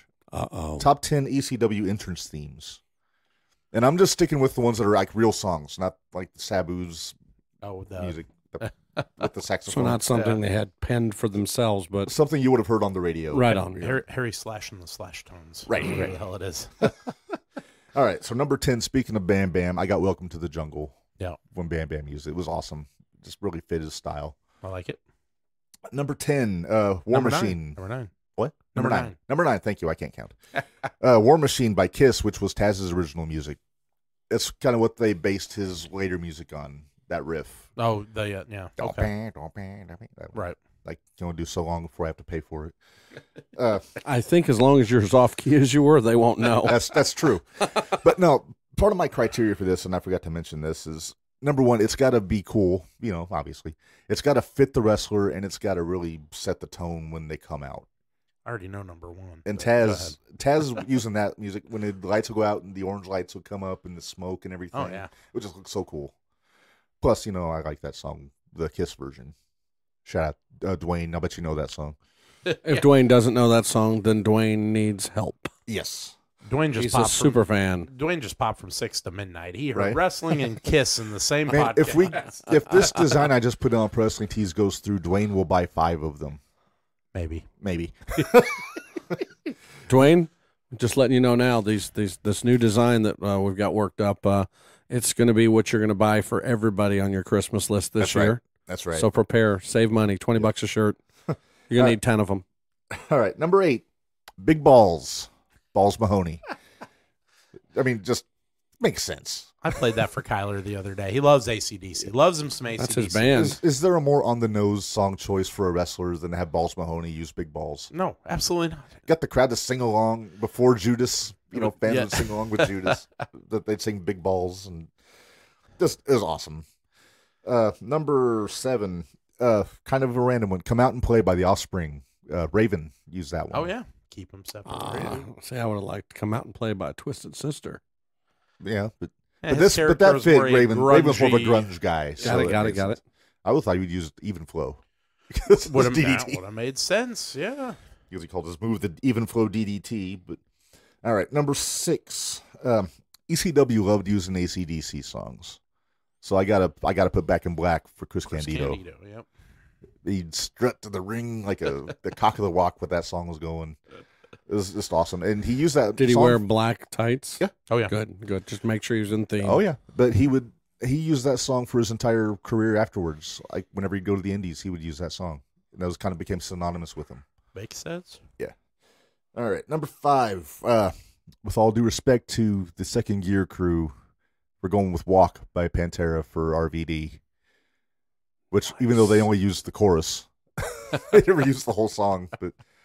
But no, that's one of those really set the tone for when Van Damme would come out. He'd walk around, slap 5 with everybody, get all of his grandstanding, hot dogging in, to paraphrase the Macho Man. And from what we understand, Bill Alfonso still uses that song to this day when he makes appearances. Yep. Yeah, I think he kind of gifted it to Matthew Justice, who then gifted it to the Vance rest Warner, of the Second yeah. Gear crew. Yeah. But they used the whole song, I think. Do they? Yeah. I think so. They need might. to pay more I miss attention. Mance coming out to the Simple Man.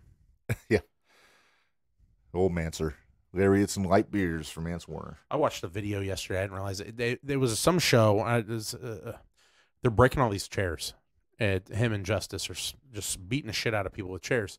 And Lauderdale's pissed. He actually grabs the mic from Kevin Gill and he says, "Hey, Manser, quit breaking all the fucking chairs," and like slams the microphone down and walks off. It's not part of the show. He's like pissed because they're going to have to pay back this place, the chairs. Was this the plastic chairs?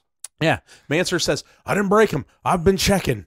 Right as he smashes another guy with one. I know Ian Rotten was always really anal about that with IWA shows. Yeah. That was always rule number 1. Don't use the plastic chairs.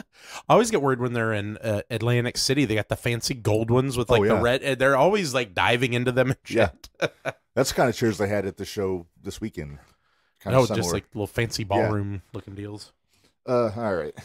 Number 4, your man Tommy Dreamer, Man in the Box. Oh yeah, that's a good one. Yeah, I like awesome tone setter for Tommy, and he used the Wish.com version in WWE.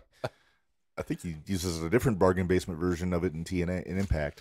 Yeah, just kind of change around the sounds a little bit. Yeah. But I always thought that suited him. Number 3, back to Shane Douglas, Perfect Strangers by Deep Purple. Just Okay. something. This song is so cool. Yeah, but Just with the organ intro, then the riff kicks in. It's Right. awesome.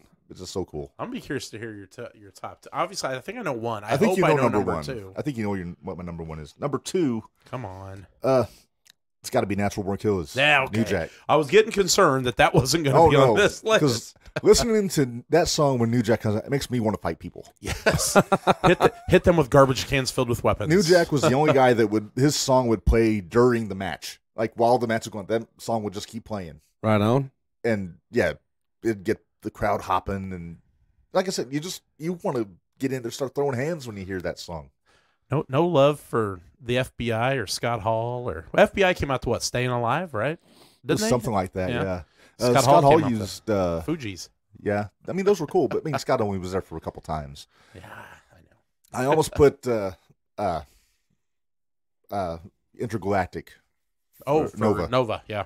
I also thought that was a cool song. Well, no, never mind. I was thinking Mike Bailey, but he comes out to Brass Monkey. Yeah. All right, so Gee, I can't imagine what number. time for number one.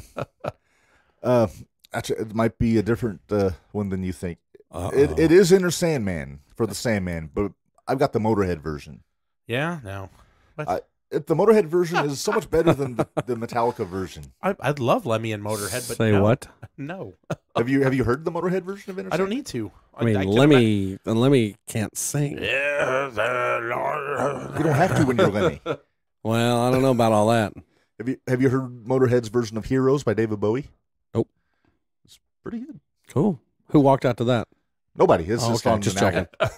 Just checking. Not a bad list. No, I can't no. disagree. I'm trying to go through my head here who else I would put on there. Now, But I these are like only all people those. from which promotion? ECW. Only ECW. Like the original so ECW. Zero clue here. But no, so those were good. I may have to do a list of best current entrance themes. Which Have we done best entrance themes in the history of the WWE yet? I don't think we have. And make that a top 25. But that one we can actually use the Jim Johnston songs too, though. Yeah. Just because Who should be in the Hall of Fame? He really should. They should give it to him. I would love to have him on. That Then you could get your music questions in. you got to reach Be a out. blast. I got to find him. That one guy we went to the Black Label Pro show had a Jim Johnston T-shirt on. Yeah. And he's Very one. random. I was trying to find a way to corner him and just get him on video with us. And but I digress. So, all right. So that concludes the ECW edition of Top 10 Tuesday. Like I said, as much as I love old WWF and WCW, ECW was always my favorite. I'm going to ask the listeners: is there a top 10 you'd like to hear? Yeah. We'd go through them. Mark's got a notebook full of top 10 Yeah, lists. my Maybe there's comments one you'll for us. thought of that we haven't. The notes app on my phone is chock-a-block full of top 10 categories and things. So Top 10 most risque outfits worn by the ladies of the pro wrestling circuits. Price Sable and Sable and the bubble wrap. Oh, well, that Hang was on, good. hang on, hang on. Sticker Hands. handprints. Hey, guys, yeah. guys, just think about it. it was Put it no, together. the cat had the bubble wrap. That's it. Yep. A cat and bubble wrap? Yeah. Look out. Jerry Lawler's wife. Or Mae Young's Royal Rumble bikini. That was one of my favorites. The best part about that was just the horror on Jerry Lawler's face when that robe came on. When she exposed her, I still don't know if it was real or if it was a prosthetic. I don't care. I It don't care. was I just terrifying. remember watching it as a teenager, going, "What am I looking at here?" All right, Narge, it is that time to bring in our special guest. He is one of the really coolest new stars in independent wrestling this past year. I don't even know if new star is the right term, but He's everywhere. The man is everywhere. we're going to bring And him now in he's here. from Chicago, Illinois. It's Gringo Loco. How's it going, buddy? He's still connecting his audio. He's connecting. Okay. He's having problems connecting his audio. I'm horrible about jumping the gun. You are. Stick to jumping the rail. Yeah, jumping the gun is a very different show. It is. He's here, but he's just his audio's not connecting, which is weird. So for those of you guys in the thread, if you got questions for Gringo, put them in the thread there, and we'll try to get them out for you. He's been a busy dude, that's for sure. He I know, really has. With WrestleMania weekend and all that. Yeah. I think he was supposed to wrestle a couple weekends back, I think, in California, and there was issues with everybody there. So, Yeah. but Then, the man stays busy. That is for sure. I appreciate him coming on the show for us tonight absolutely. here. Yeah. I know we have a lot of GCW talent come on, like just by ratio from the people we've had on. But I mean, we talk so highly of it anyway. And someday people will thank us when they'll be like, man, I remember when I heard him on the podcast. I mean, all these guys that you see in WWE or AEW or they all started somewhere where you didn't hear of them. Yeah. Right. And now that's why we're here, so that you hear of these people. Right. I mean, look at all the guys that were in IW Mid-South for however long. Look at Seth Rollins. He was in AAW in Chicago forever. Yeah. Have him try and reconnect because he's lost here, and make sure he's on Wi-Fi. He's got to be on some Wi-Fi because if he's in a bad connection area, this will never work. Okay. Let's see. Where's my messenger? Stand by, folks. We are working on the technical side of things. He says 1 sec. Okay. While we're waiting for him, I don't know if anybody saw this, but it looks like Kushida is done with NXT WWE. There we go. So we got him? I think we got him coming in now. He looks like he got his audio connected. All right. Gringo Loco, are you there? He's not yet. You can't really see that. Yep, give me 1 second. Sure thing.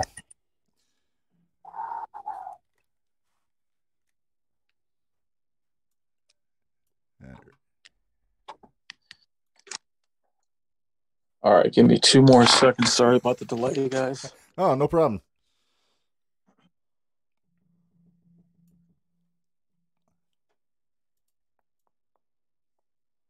All right, Dwayne, we see you're going to think of a top 10 and let us know. That'd be great. Everybody else listening, do the same. We'd love to know what you think a top 10 would be. Dwayne will say That would top be 10 fun. wrestlers from the 80s. we just did entrance songs. One of my favorite entrance songs currently is Gringo Loco's. He comes out to the Drake tune, to the Too Sexy song, and it's awesome. That gets the people going. I'm not generally a big Drake fan, but yeah, that's a catchy tune.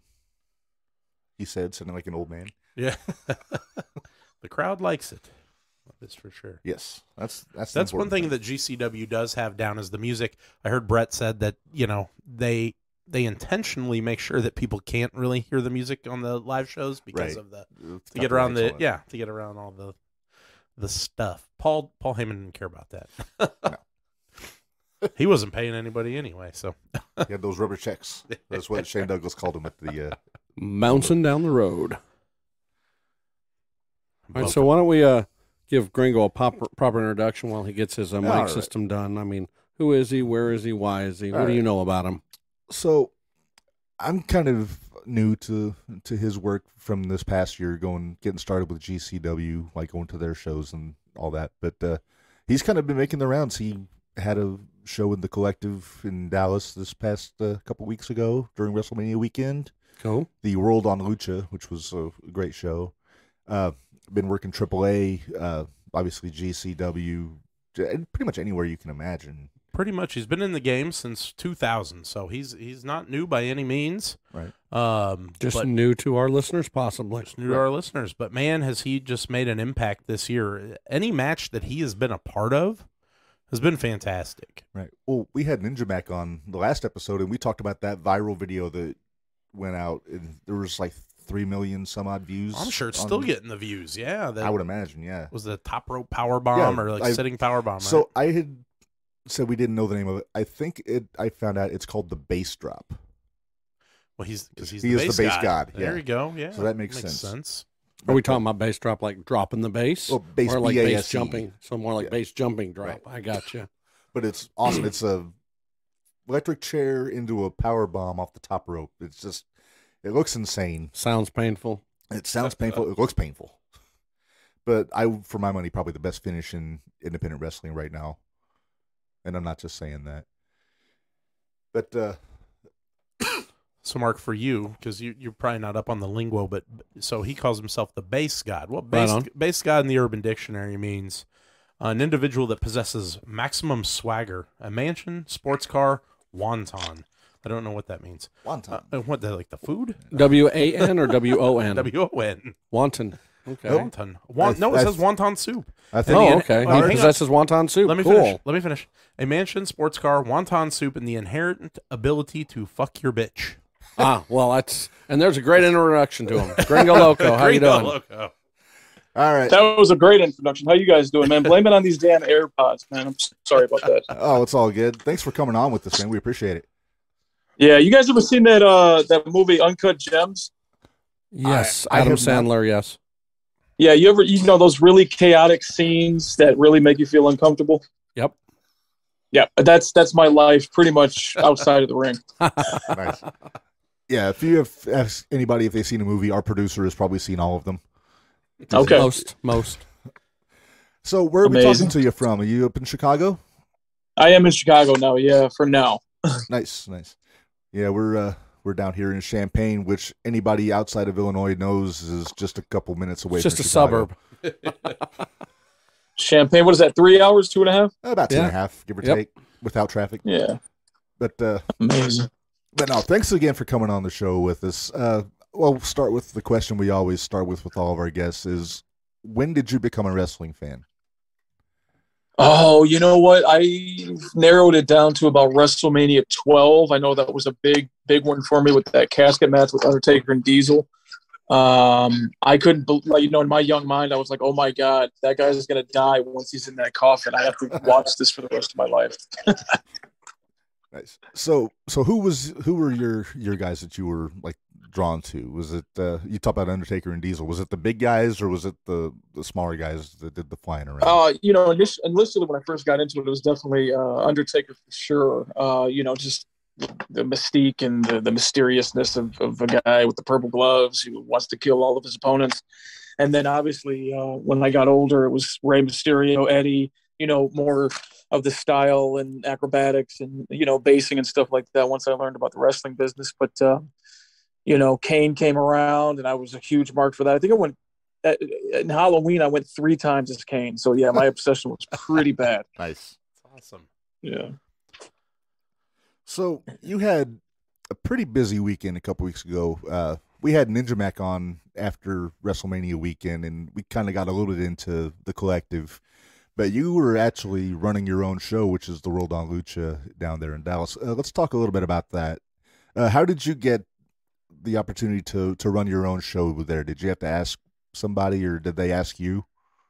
Yeah, so the idea was like a year before that, before the collective even was a thought. We were getting booked as luchadors on the GCW shows, and we were having a really good time and killing it. And the fans were really loving it. The response was amazing. And I passed the idea, just a small idea of like, hey, maybe we should have like a lucha corner on these GCW shows if you're down. And we would have like our own little niche like spot on the show if you're interested. And it kind of got shot down a couple times. And we would still get booked, but just not on every show.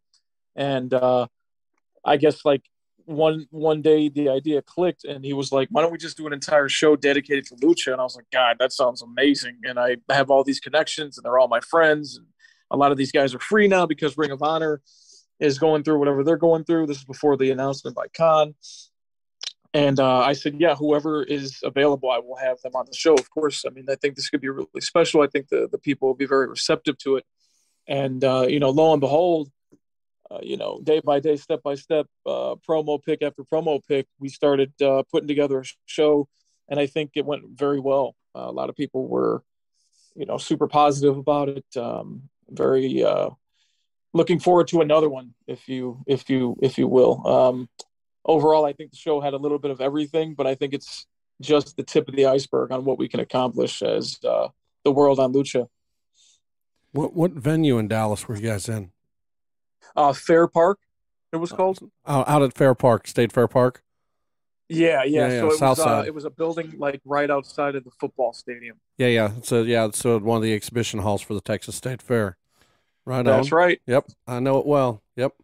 Yeah, Marco's lived in Dallas so several years kind of ago. A perfect venue, man. I thought it was great. It was like a warehouse type feel, man. And it was dark and I don't know. It was gritty. It was just like GCW's alley, man. I loved it. Yeah, it was about a couple miles awesome away from where the Sportatorium used to be. Okay. Nice. So with the thing that stuck out with me in that World on Lucha show, obviously, is the main event, Dr. Wagner and Psycho Clown. And well, we talk a lot about GCW on this show, and the main thing we always gravitate to is the energy from the crowd. And doing a lucha show in Texas, which obviously is a big lucha center, being down there close to Mexico. What was the crowd energy like in the venue for that show? Like, was it just? Yeah, it was incredible. So we had a couple of guys arriving late, and then once we got them in, that was when the first initial GCW chant was going on. During the very beginning of the show, and like I think just everybody that was in my vicinity kind of looked up and was like, "Wow, like they're here and they're ready to fucking roll." Like they were, super energetic. You can hear it. Like we weren't even like right backstage. We were like kind of outside. Mm-hmm. And you can like clearly hear that they were ready to fucking have some fun. So, yeah, I think it was magical. I mean, the fact that they came to play as hard as they did and went home happy, I think overall it was a success. Awesome. But yeah, we had, like I said, we had Ninja Mac on, and he talked about he went and did the match at Ring of Honor like that night, and then as soon as he was done, he was in the car heading over your way to do his match on your show too. So I got a feeling he's not the only one. There was a lot of shuffling around that weekend. And you had, how many matches did you have on Mania weekend? I ended up with 8. 8, wow.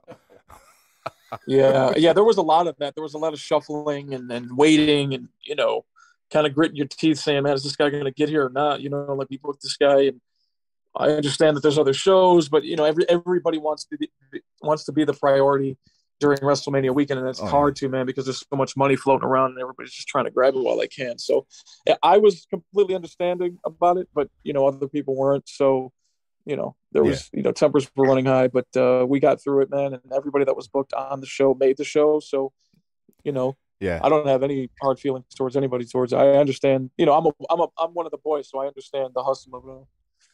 Yeah, I've obviously never run a wrestling show. I've run a few like music shows in this area, and I kind of get the same thing when the band's running just a few minutes late. Then the stress level just goes up, the blood pressure spikes, and everything.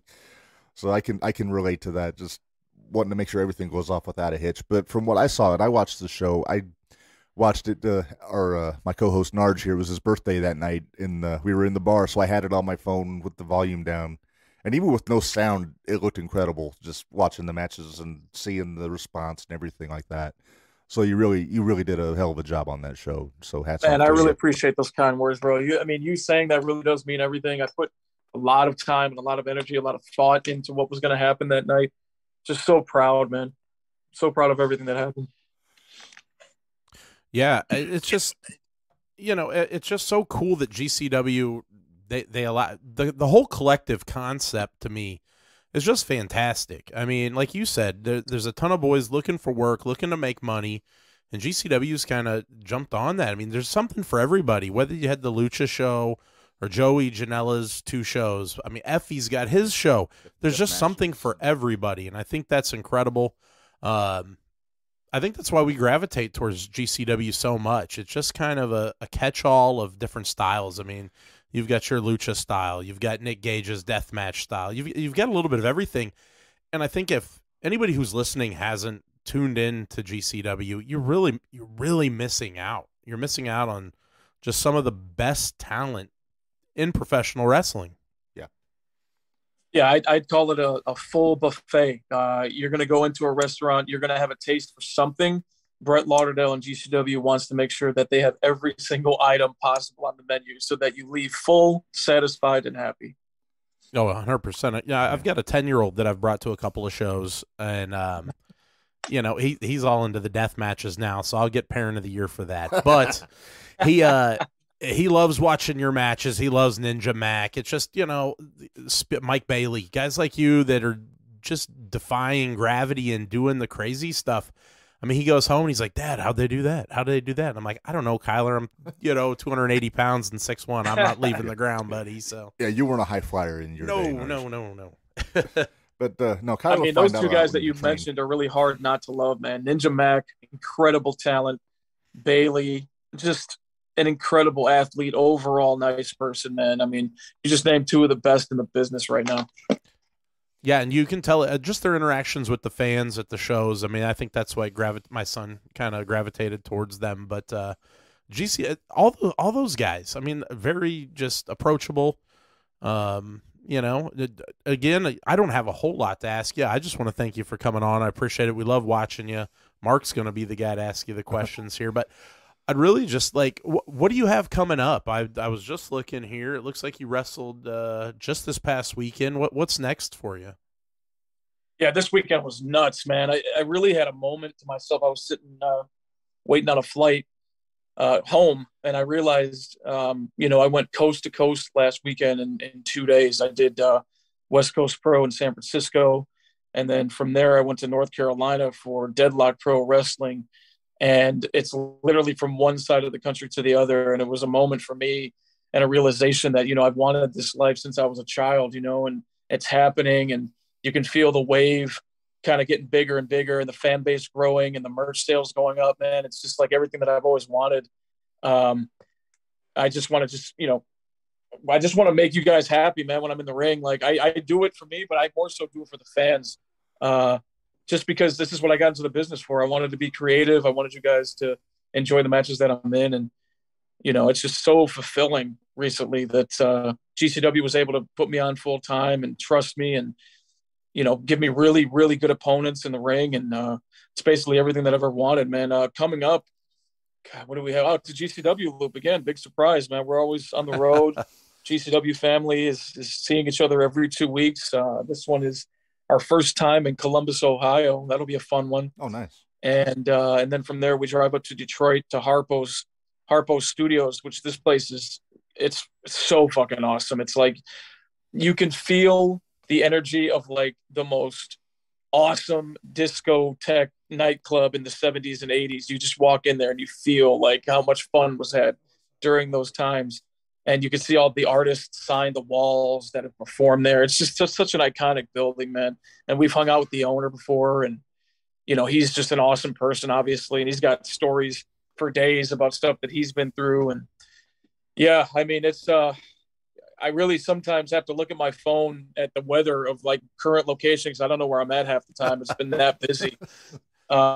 Living in the Midwest, like though, said, you should always be prepared. This is the life that I signed up for, man. So just so appreciative to all the fans. And, if there's ever, an opportunity for any podcast, I always try to confirm and make it for you guys, man. So I'm just happy to be here. Oh, we definitely appreciate it. There's our producer. When we first hatched the idea for this show, the only thing he wanted to make sure we made time to talk about was Lucha Libre. He's all about the luchadors. You actually made it to AAA not too long ago down in Mexico, and I'm fascinated by just the energy and the vibe down in Mexico from what I've seen. I've seen a couple Triple Manias here and there, but what's it like going down there and performing for that Mexican audience? Yeah, so I mean, this is a long time coming for me, man. Like, I was knocking on that door 10, 12 years ago. I lived in Mexico for 4 years, and I knocked on every door that I could. The only one that opened was fine. It was Arena No Calpan, and they gave me a huge opportunity. I became like the trios champion with Gringo's VIP. They let me keep my name. Like, it was a great experience. But that AAA door never opened fully for TV or anything like that until recently in Madero, Tampico, they call it. And I got to tell you, man, like I might have waited all these years for that to open, and it was definitely worth the wait, man. Like super professional, super legit. Like production is on point. Everybody's running around like chickens with their head cut off, exactly how I imagined it. And I got to keep my name in AAA, Gringo Loco. I mean, obviously, Art Barr, that was his name, right? But they're trusting me with the name. It's just like everything came full circle when I walked through that curtain the first time. And it's not going to be the last time. It's the first of many I found out recently. So nice. I have so many things to look forward to, man. Working in front of a Mexican crowd is always going to be special to me because I'm always the heel. And they're just so passionate and so raw and so hot for the Lucha Libre product, especially if you're an American coming out with an American flag. It's just some of the most fun I've ever had in Mexico City and surrounding areas. I mean, it really was my dream just to be like an authentic luchador. And I think like at this point with that door opening, I think I've made it. Awesome. So you put the time in Mexico. Have you done much in Japan? So I made a trip. I took some time off the business and I traveled a little bit, and I did get to Japan. I saw a couple New Japan shows, but it was just on my own accord. So no, I haven't wrestled in Japan yet. I would love to. It just depends on, if the stars align and the timing is right. Timing is everything in this business. So Still holding out hope, man. I mean, I think it would be incredible to work in front of the Japanese fans and show what I can do. I think they would really enjoy it. Oh yeah, definitely. I see guys even in New Japan or in Noah that would just be like a great matchup. Like you got your Go Shiozakis and Shingos and Ospreys, guys like that, and just the possibilities would be endless, I think. But yeah. I got to ask a quick question. I was on your Twitter just now because I was going to ask you about merchandise, and it looks like you've got some shirts. But I'm scrolling through the pictures here, and you got to meet Stephanie McMahon WrestleMania weekend. How was that? Pretty damn incredible. I had to, during the picture, I said, before we take this picture, I just have to tell you that you're 100% captivating. I'm sure everybody tells you that, but your smile and your swagger is incredible. She was like, "You're too nice. Why, thank you." This is the first time I've met this lady, right? But she really is a captivating individual. She knows how to run a room. I'm sure she's been doing it her whole life, but like being in her presence is a whole nother ballgame, man. Like I get it now. I get the McMahon aura or whatever it is, the energy. It's pretty incredible. We lucked out. We got some kind of suite at WrestleMania with the GCW family, so it was all love, man. It was an incredible experience. One that I'd say I'd love to repeat in the future. Yeah, it's very cool. I saw a lot of pictures. I saw Brett and yourself, and I'd heard the rumors about different things, Bloodsport and whatnot. So, very cool experience, and I'm sure you appreciated that. And you got to see a pretty good WrestleMania. I thought it was a pretty entertaining couple of days. If you did, which night were you there? Was it one or two or both? We were there on 2. I think a couple of the guys did go night 1, but that was the day I was super busy. I had like 5 matches in a day, so there was no way I was going to make it. But yeah, that show, that WrestleMania that we saw was fantastic, man. That was the one with Randy Orton and what was the main? The Jackass match, which I loved because I loved Jackass for pretty much my entire life since they came out.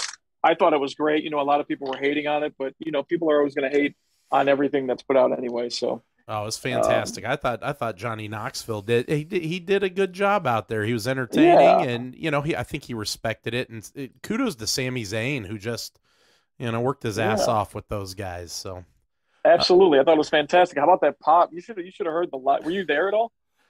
No, we were watching. We got a big group together to watch it live, and I mean, we had about 15 of us here watching, and this place went nuts during that match. Just one thing after another. Recent WrestleMania, the Jackass match. Yeah, my wife was cackling during that Johnny. Yeah, that was match. For me. That was the best match of the day because it was entirely different and unexpected for me. And it was cool to see him. And I mean, they brought some of the gags from the movie, which were. Phenomenal. Yes. The big hand was just the big hand. I'm sitting there thinking, there's a bunch of fans standing there. Did they not see this fucking thing and they knew it was coming? Because we didn't see it until it happened, which was awesome. Yes, that was fantastic. And I brought this up because the biggest pop of the night, I thought, was Wee Man body slamming Zayn. I thought it was fantastic. It was Hogan and Andre all over again. Yeah, it really was. But the credit to Sammy, though, I think he came out and said that's his favorite match he's ever had.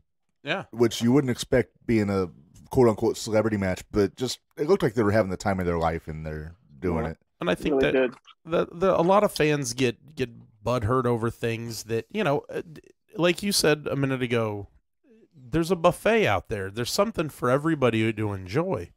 A lot of guys don't like maybe the flip stuff or the death match, but there's something for everybody. And I think that's what's nice. That's what's good about professional wrestling. Sometimes the fan base can get accused of being toxic, and that's true. But, some of us that are loyal and appreciate it, we like a little bit of everything. Yeah. Real quick, I want to throw it out again to our listeners out there. If you got a question for Gringo Loco, feel free to put them out there in the thread, and we'll ask him to the man himself. But there's one guy I want to ask you about that you've worked with quite a bit the last few weeks, and that's ASF. He's I don't want to say little guy. Don't want to sound condescending or anything, but he does some things like you can just toss him around at will, and he does pretty incredible feats of athleticism in there. And the thing that went viral was that revolving head scissors that you guys were doing. I think it was during your World on Lucha show during the trios match. Now, is that something that he brings to you and says, "I want to try this," or do you just call it in the ring? Just say, No, first of all, like ASF, I got to put him over so hard. Like, what an incredible talent. I met this kid at a seminar that I was doing in Laredo, Texas, and kind of an unknown kid, man, not really out anywhere. Like one of the guys, that was probably down on the business and ready to call it quits and just go get another career or whatever. And I knew right away that he was super talented and that I was in a position to start moving him around if he would just give me the chance to show him that I can do that because he was almost on his way out. And thankfully, he took me up on the offer. And here he is. He's going, everywhere with GCW and he's getting all these other bookings and stuff. But the kid is so humble that he just takes direction. So the answer to your question is like, no, he just listened to our crazy ass ideas, and we just kind of take advantage of the talent that he already possesses, and just have him do all this shit. Like he does come with ideas and things, but it's mostly our crazy maniacal minds that come up with like, what are we going to do to ASF today? And he's just so, I think, like respecting of like who we are as veterans, and he knows that he has the capacity to pull this stuff off with style. And he's always said yes to everything. So shout out to ASF, man. What a talent. Can't wait to tag with him this weekend against Bussy for the GCW titles too. Oh, nice. Well, that should be Yeah. interesting. ASF and Alley Catch in the ring together should be very entertaining. Yeah. Absolutely. She scares me. She scares me too. She's always got that knife on her, man. It's crazy. So I don't think she's taken it out recently, though. Thankfully, so. Oh yeah. So you were, I think Narge and I both agree. We watched the show at the Hammerstein Ballroom in January, which was a huge deal for GCW, obviously. But a lot of people that I saw in the aftermath were saying you had the match of the night, that trios match with Bandito and his crew. And we asked this of Stackhouse when he was on, because he came out during Cardona's match with Janela. It's such a congested environment, and it seems like a big room, but it seems like everybody's on top of you when you come out for that. Is there any, like when you're doing your high spots out to the floor, is there any concern that you're going to wipe out anybody out in the crowd when you're going over the railing or taking those high risks? Yeah, we had specific instructions in New York that there can't be anything to do with the crowd, and that was when like COVID was still like a super scary thing, I guess. Like, we had to have vax cards to get into that building or whatever. But no, we had like specific instructions that nothing with the crowd. So no, that wasn't a concern that night. Tons of people, man. The venue was just so much more beautiful and bigger than I would have ever imagined. I've seen that, venue my entire childhood, 15, 16 years old, watching the ECW pay-per-views from home. Like, just surreal to be there, man, to perform there. I still watch the clips now and just can't believe that it happened. It's one of those surreal moments that you really have to see to believe. Weeks later, I finally got a chance to look at it, and I was like, damn, like we actually did that, and people really liked it. So I can't ask for anything else than that, man. Yeah.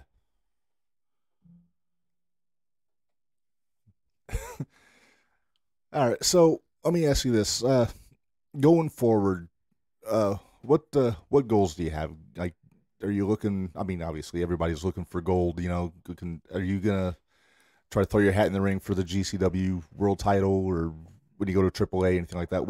What's on your bucket list for what you want to accomplish going forward? I know how Brett Lauderdale operates. I think, like, for me to be in a position to get a championship match of that caliber, the people would have to like demand it, whether it's on social media or however you guys do that. I absolutely would love at least a shot at it. I think that the people are definitely behind me. I think I would have enough time and experience in the ring to deserve a shot like that. But in terms of future and like what it holds, I just want to like keep killing in the ring, stay healthy. I got this AAA stuff coming up that I'm super excited about to see where that goes. All these chapters in my career kind of gelled into one another. One step leads to the other. So I've always been following that my entire career. So I'm just excited, as well as you guys are as fans, to see where it goes. I just have to continue doing what I do and staying healthy. Yeah, well, I think I can speak for everybody here. I think we are demanding Gringo Loco versus John Moxley match for the GCW World Title in the near future. Demanding, he said. I second that. Yeah. You know, we have some steam. Like we always pitch ideas, and then a couple weeks later, it happens in AEW or WWE. I'm sure Brett Lauderdale listens to this show, even though we've never met him. So, Brett, if you're listening, let's make this happen. It's Tuesday. He has nothing else to do. Well, That man's always busy. It's He's just always listening to busy. us. He's making deals and wheeling and dealing and all that. Gringo, if we want to. This man is yeah. Go ahead. Go ahead. Oh, no. Go ahead. Go ahead. No, I was going to say, you have no idea. This guy doesn't sleep. He's probably booking some amazing venue somewhere that we've never thought that GCW could run, and like probably ironing out the details right now. Yeah, this guy, he's always on, always with the eyes open. It's just, his phone is never off, by the way. The entire year his phone is on. Like he has like all of these portable chargers to make sure that his phone never dies. It's Well, incredible. if you want to send Mark the phone number, we'll make sure to call him for his We next get it. interview opportunity. Right on. Hey, if we want to continue, you know, obviously we're going to keep supporting you. You'd mentioned merch earlier. How can we get some Gringo Loco merch? Where can we buy the T-shirts at? Do you have? I saw. Yeah, it's I saw on Twitter you had a fantastic one a couple weeks back after your match. I think you said to DM you. Do you have a website or anything, or just go through you?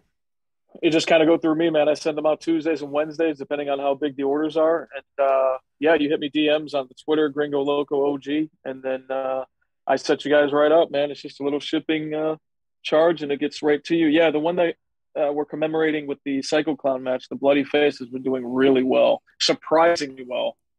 People are loving it, man. So got to keep up with the demand, you know. Yeah, that one looked awesome when we saw it. So I think, yeah, that's I'm gonna have to hit you up for that one here in the near future. Because Appreciate that. yeah, we're big T-shirt nerds over here. Oh, yeah. Plus, we're big boys, Yeah, absolutely. so we fit in the bald, bearded, black T-shirt crowd at all of the wrestling Yeah. shows. So Oh yeah. I got all sizes, man. You guys hit me with the DM, and I'll send it right out to you. awesome. Well, Gringo, we're not going to keep you too much longer. What do you have coming up? Like, let's get your plugs in. What's coming up for you? Yeah, all right, got GCW Columbus, GCW Detroit. Let me look at the notes here and see where the hell I'm going. Oh, and then this weekend is Laredo, Texas, going back down there. Maybe I'll just over another ASF. Got a seminar. Then we go to, we got an AAW show here in Chicago. That'll be fun. Then, big surprise, another GCW loop in Atlantic City. And then just like various, there's a bunch of stuff coming up, man, like all the way into May, June. It's an exciting time, man. I gotta be honest. It's there's a lot of movement going on Now, this end. So Is this all you do, or do you have a, as people call them, a day job, or is this it for you now? yeah, I can't really sit still. Like I was telling you, my life is pretty much like, uncut gems, pretty much 90% of the day. I got a lot of stuff going on in Chicago. I co-own like a flower shop, and I have a lot of things going on here. So my plate is always full. I can't sit still ever. So I like to be busy, man. But I somehow maintain it all. I don't know how, but here we are. Well, hopefully we can get you back with GCW in Chicago. I know we've been up the last couple of times, and we'd look forward to having you guys back soon. I know nothing's been announced yet, but summer's coming, so hopefully Chicago's on the schedule for Game Changer Wrestling. Yeah, what I can give you a little bit of insider info. There's a reason why it hasn't been announced, because something very special is in the works. So look out for that. Fantastic. We love it. Chicago always gets the good Think it's stuff. you guys think it's at all connected to the thing we talked about earlier? The union of the three different wrestling entities? I don't know. The Tony Khan thing. That I could don't be know. I guess we'll have to wait and see, but it's awesome getting the scoop. And Gringo, we're gonna let you get back to whatever it is you have to get Busy to. with. But thanks so much for coming on with us, man. It's awesome, and we're looking forward to seeing more of what you got coming up. Absolutely. Pleasure's all mine, guys. Like I said, sorry for the delay, but here we are, man. It was a fantastic time talking to you. Oh, no worries. Hey, you were more on time than Alice Cologne was. Oh, right on. All right, man. We'll let you go. See you later. Thank you much. All right, sounds good, man. Thanks, sir. See you guys. All right, man. Awesome interview. Better late than never, I say. Absolutely. What a great guy. I could have chatted with him all night long. yeah. Look forward. Again, I always look forward to his matches on the card. You're going to see something good. It is never a boring match. No, so. never. And, between Rhino owning a marina, Ninja Mac worked at the circus. Now we find out Gringo owns a flower shop. These guys have fascinating side gigs when they're not in the ring. Sounds like a reality TV show. I wouldn't mind seeing, what they do in their side job. Yeah, right. Is somebody going to be a haberdasher or somebody operate a a beekeeper? Somebody own a winery? Well, I think that might have been Rowan Redbeard, wasn't he? Didn't he say he was a winemaker? He might have been. Who knows? Yeah, everybody's got something, right? Yeah. You got to have that side hustle. Oh these yeah, days, absolutely. so. Well, guys, I think that's a good time to wrap things up for tonight. I know we always do our top 10 late, but I think we just flip the script. That's all. We just go jump the rail a little bit here and there, Just so on. Just a reminder: our next episode, May 3rd, the voice of the NWA, Joe Galley, will be joining us live on the Zoom, and we will have Keith Gibson sitting in for the man here. Me? Yeah, you. Yeah. Off Did you forget his name already? I know, but he got the It's that baseball Diet dad Pepsi is thing killing going, him. so Kylo's going to get a bunch of hits and strike out 40 guys. I hope he does something, kid. Well, I saw his video of him taking batting practice the other day. He's got a nice stroke. He's getting in there. Yeah, he's got a few things he to can work hit on. the ball, but- like I said. I think it's a mental thing. He just Yeah. has to realize the kid throwing it's going to throw it in the same place that machine does. That's what I told Hopefully. him. Oh, yeah. Well, and if not, Kyler's been hit by enough of them baseballs. he's He got- knows it ain't going to hurt him. Well, he's Yeah. got the Jeff Bagwell special now. The thing goes on the hand. I so- told him we weren't using that damn thing. I could. You should have seen it. So again, I'm going to plug my unboxing channel, the Nargetastic Voyage, NARGESTA. That's NARGETASTIC. Yeah, there you go. I don't have a pen in front of me. I barely know how to spell. But it's out there. Yeah, we opened that box. I pulled this thing. I'm like, what the hell is this? Is it like a knee? Like what elbow? No, I pad? had Or a what it was? hand I thought it was protector? I Yeah. thought it was an eye patch when I watched the video. Well, For the everybody. guy who has no depth perception problems. Well, even Kyler's coach was like, I think it goes on the bat. I had to ask the guy who does the box, and he's Right. like, yeah, I got a lot of questions. I put a YouTube video out, which I didn't see. But he is actually going to share our unboxing video on his Facebook page, Nice. baseball Awesome. page. So Nice. yeah, that should get some bump the. And I believe in that video you push this.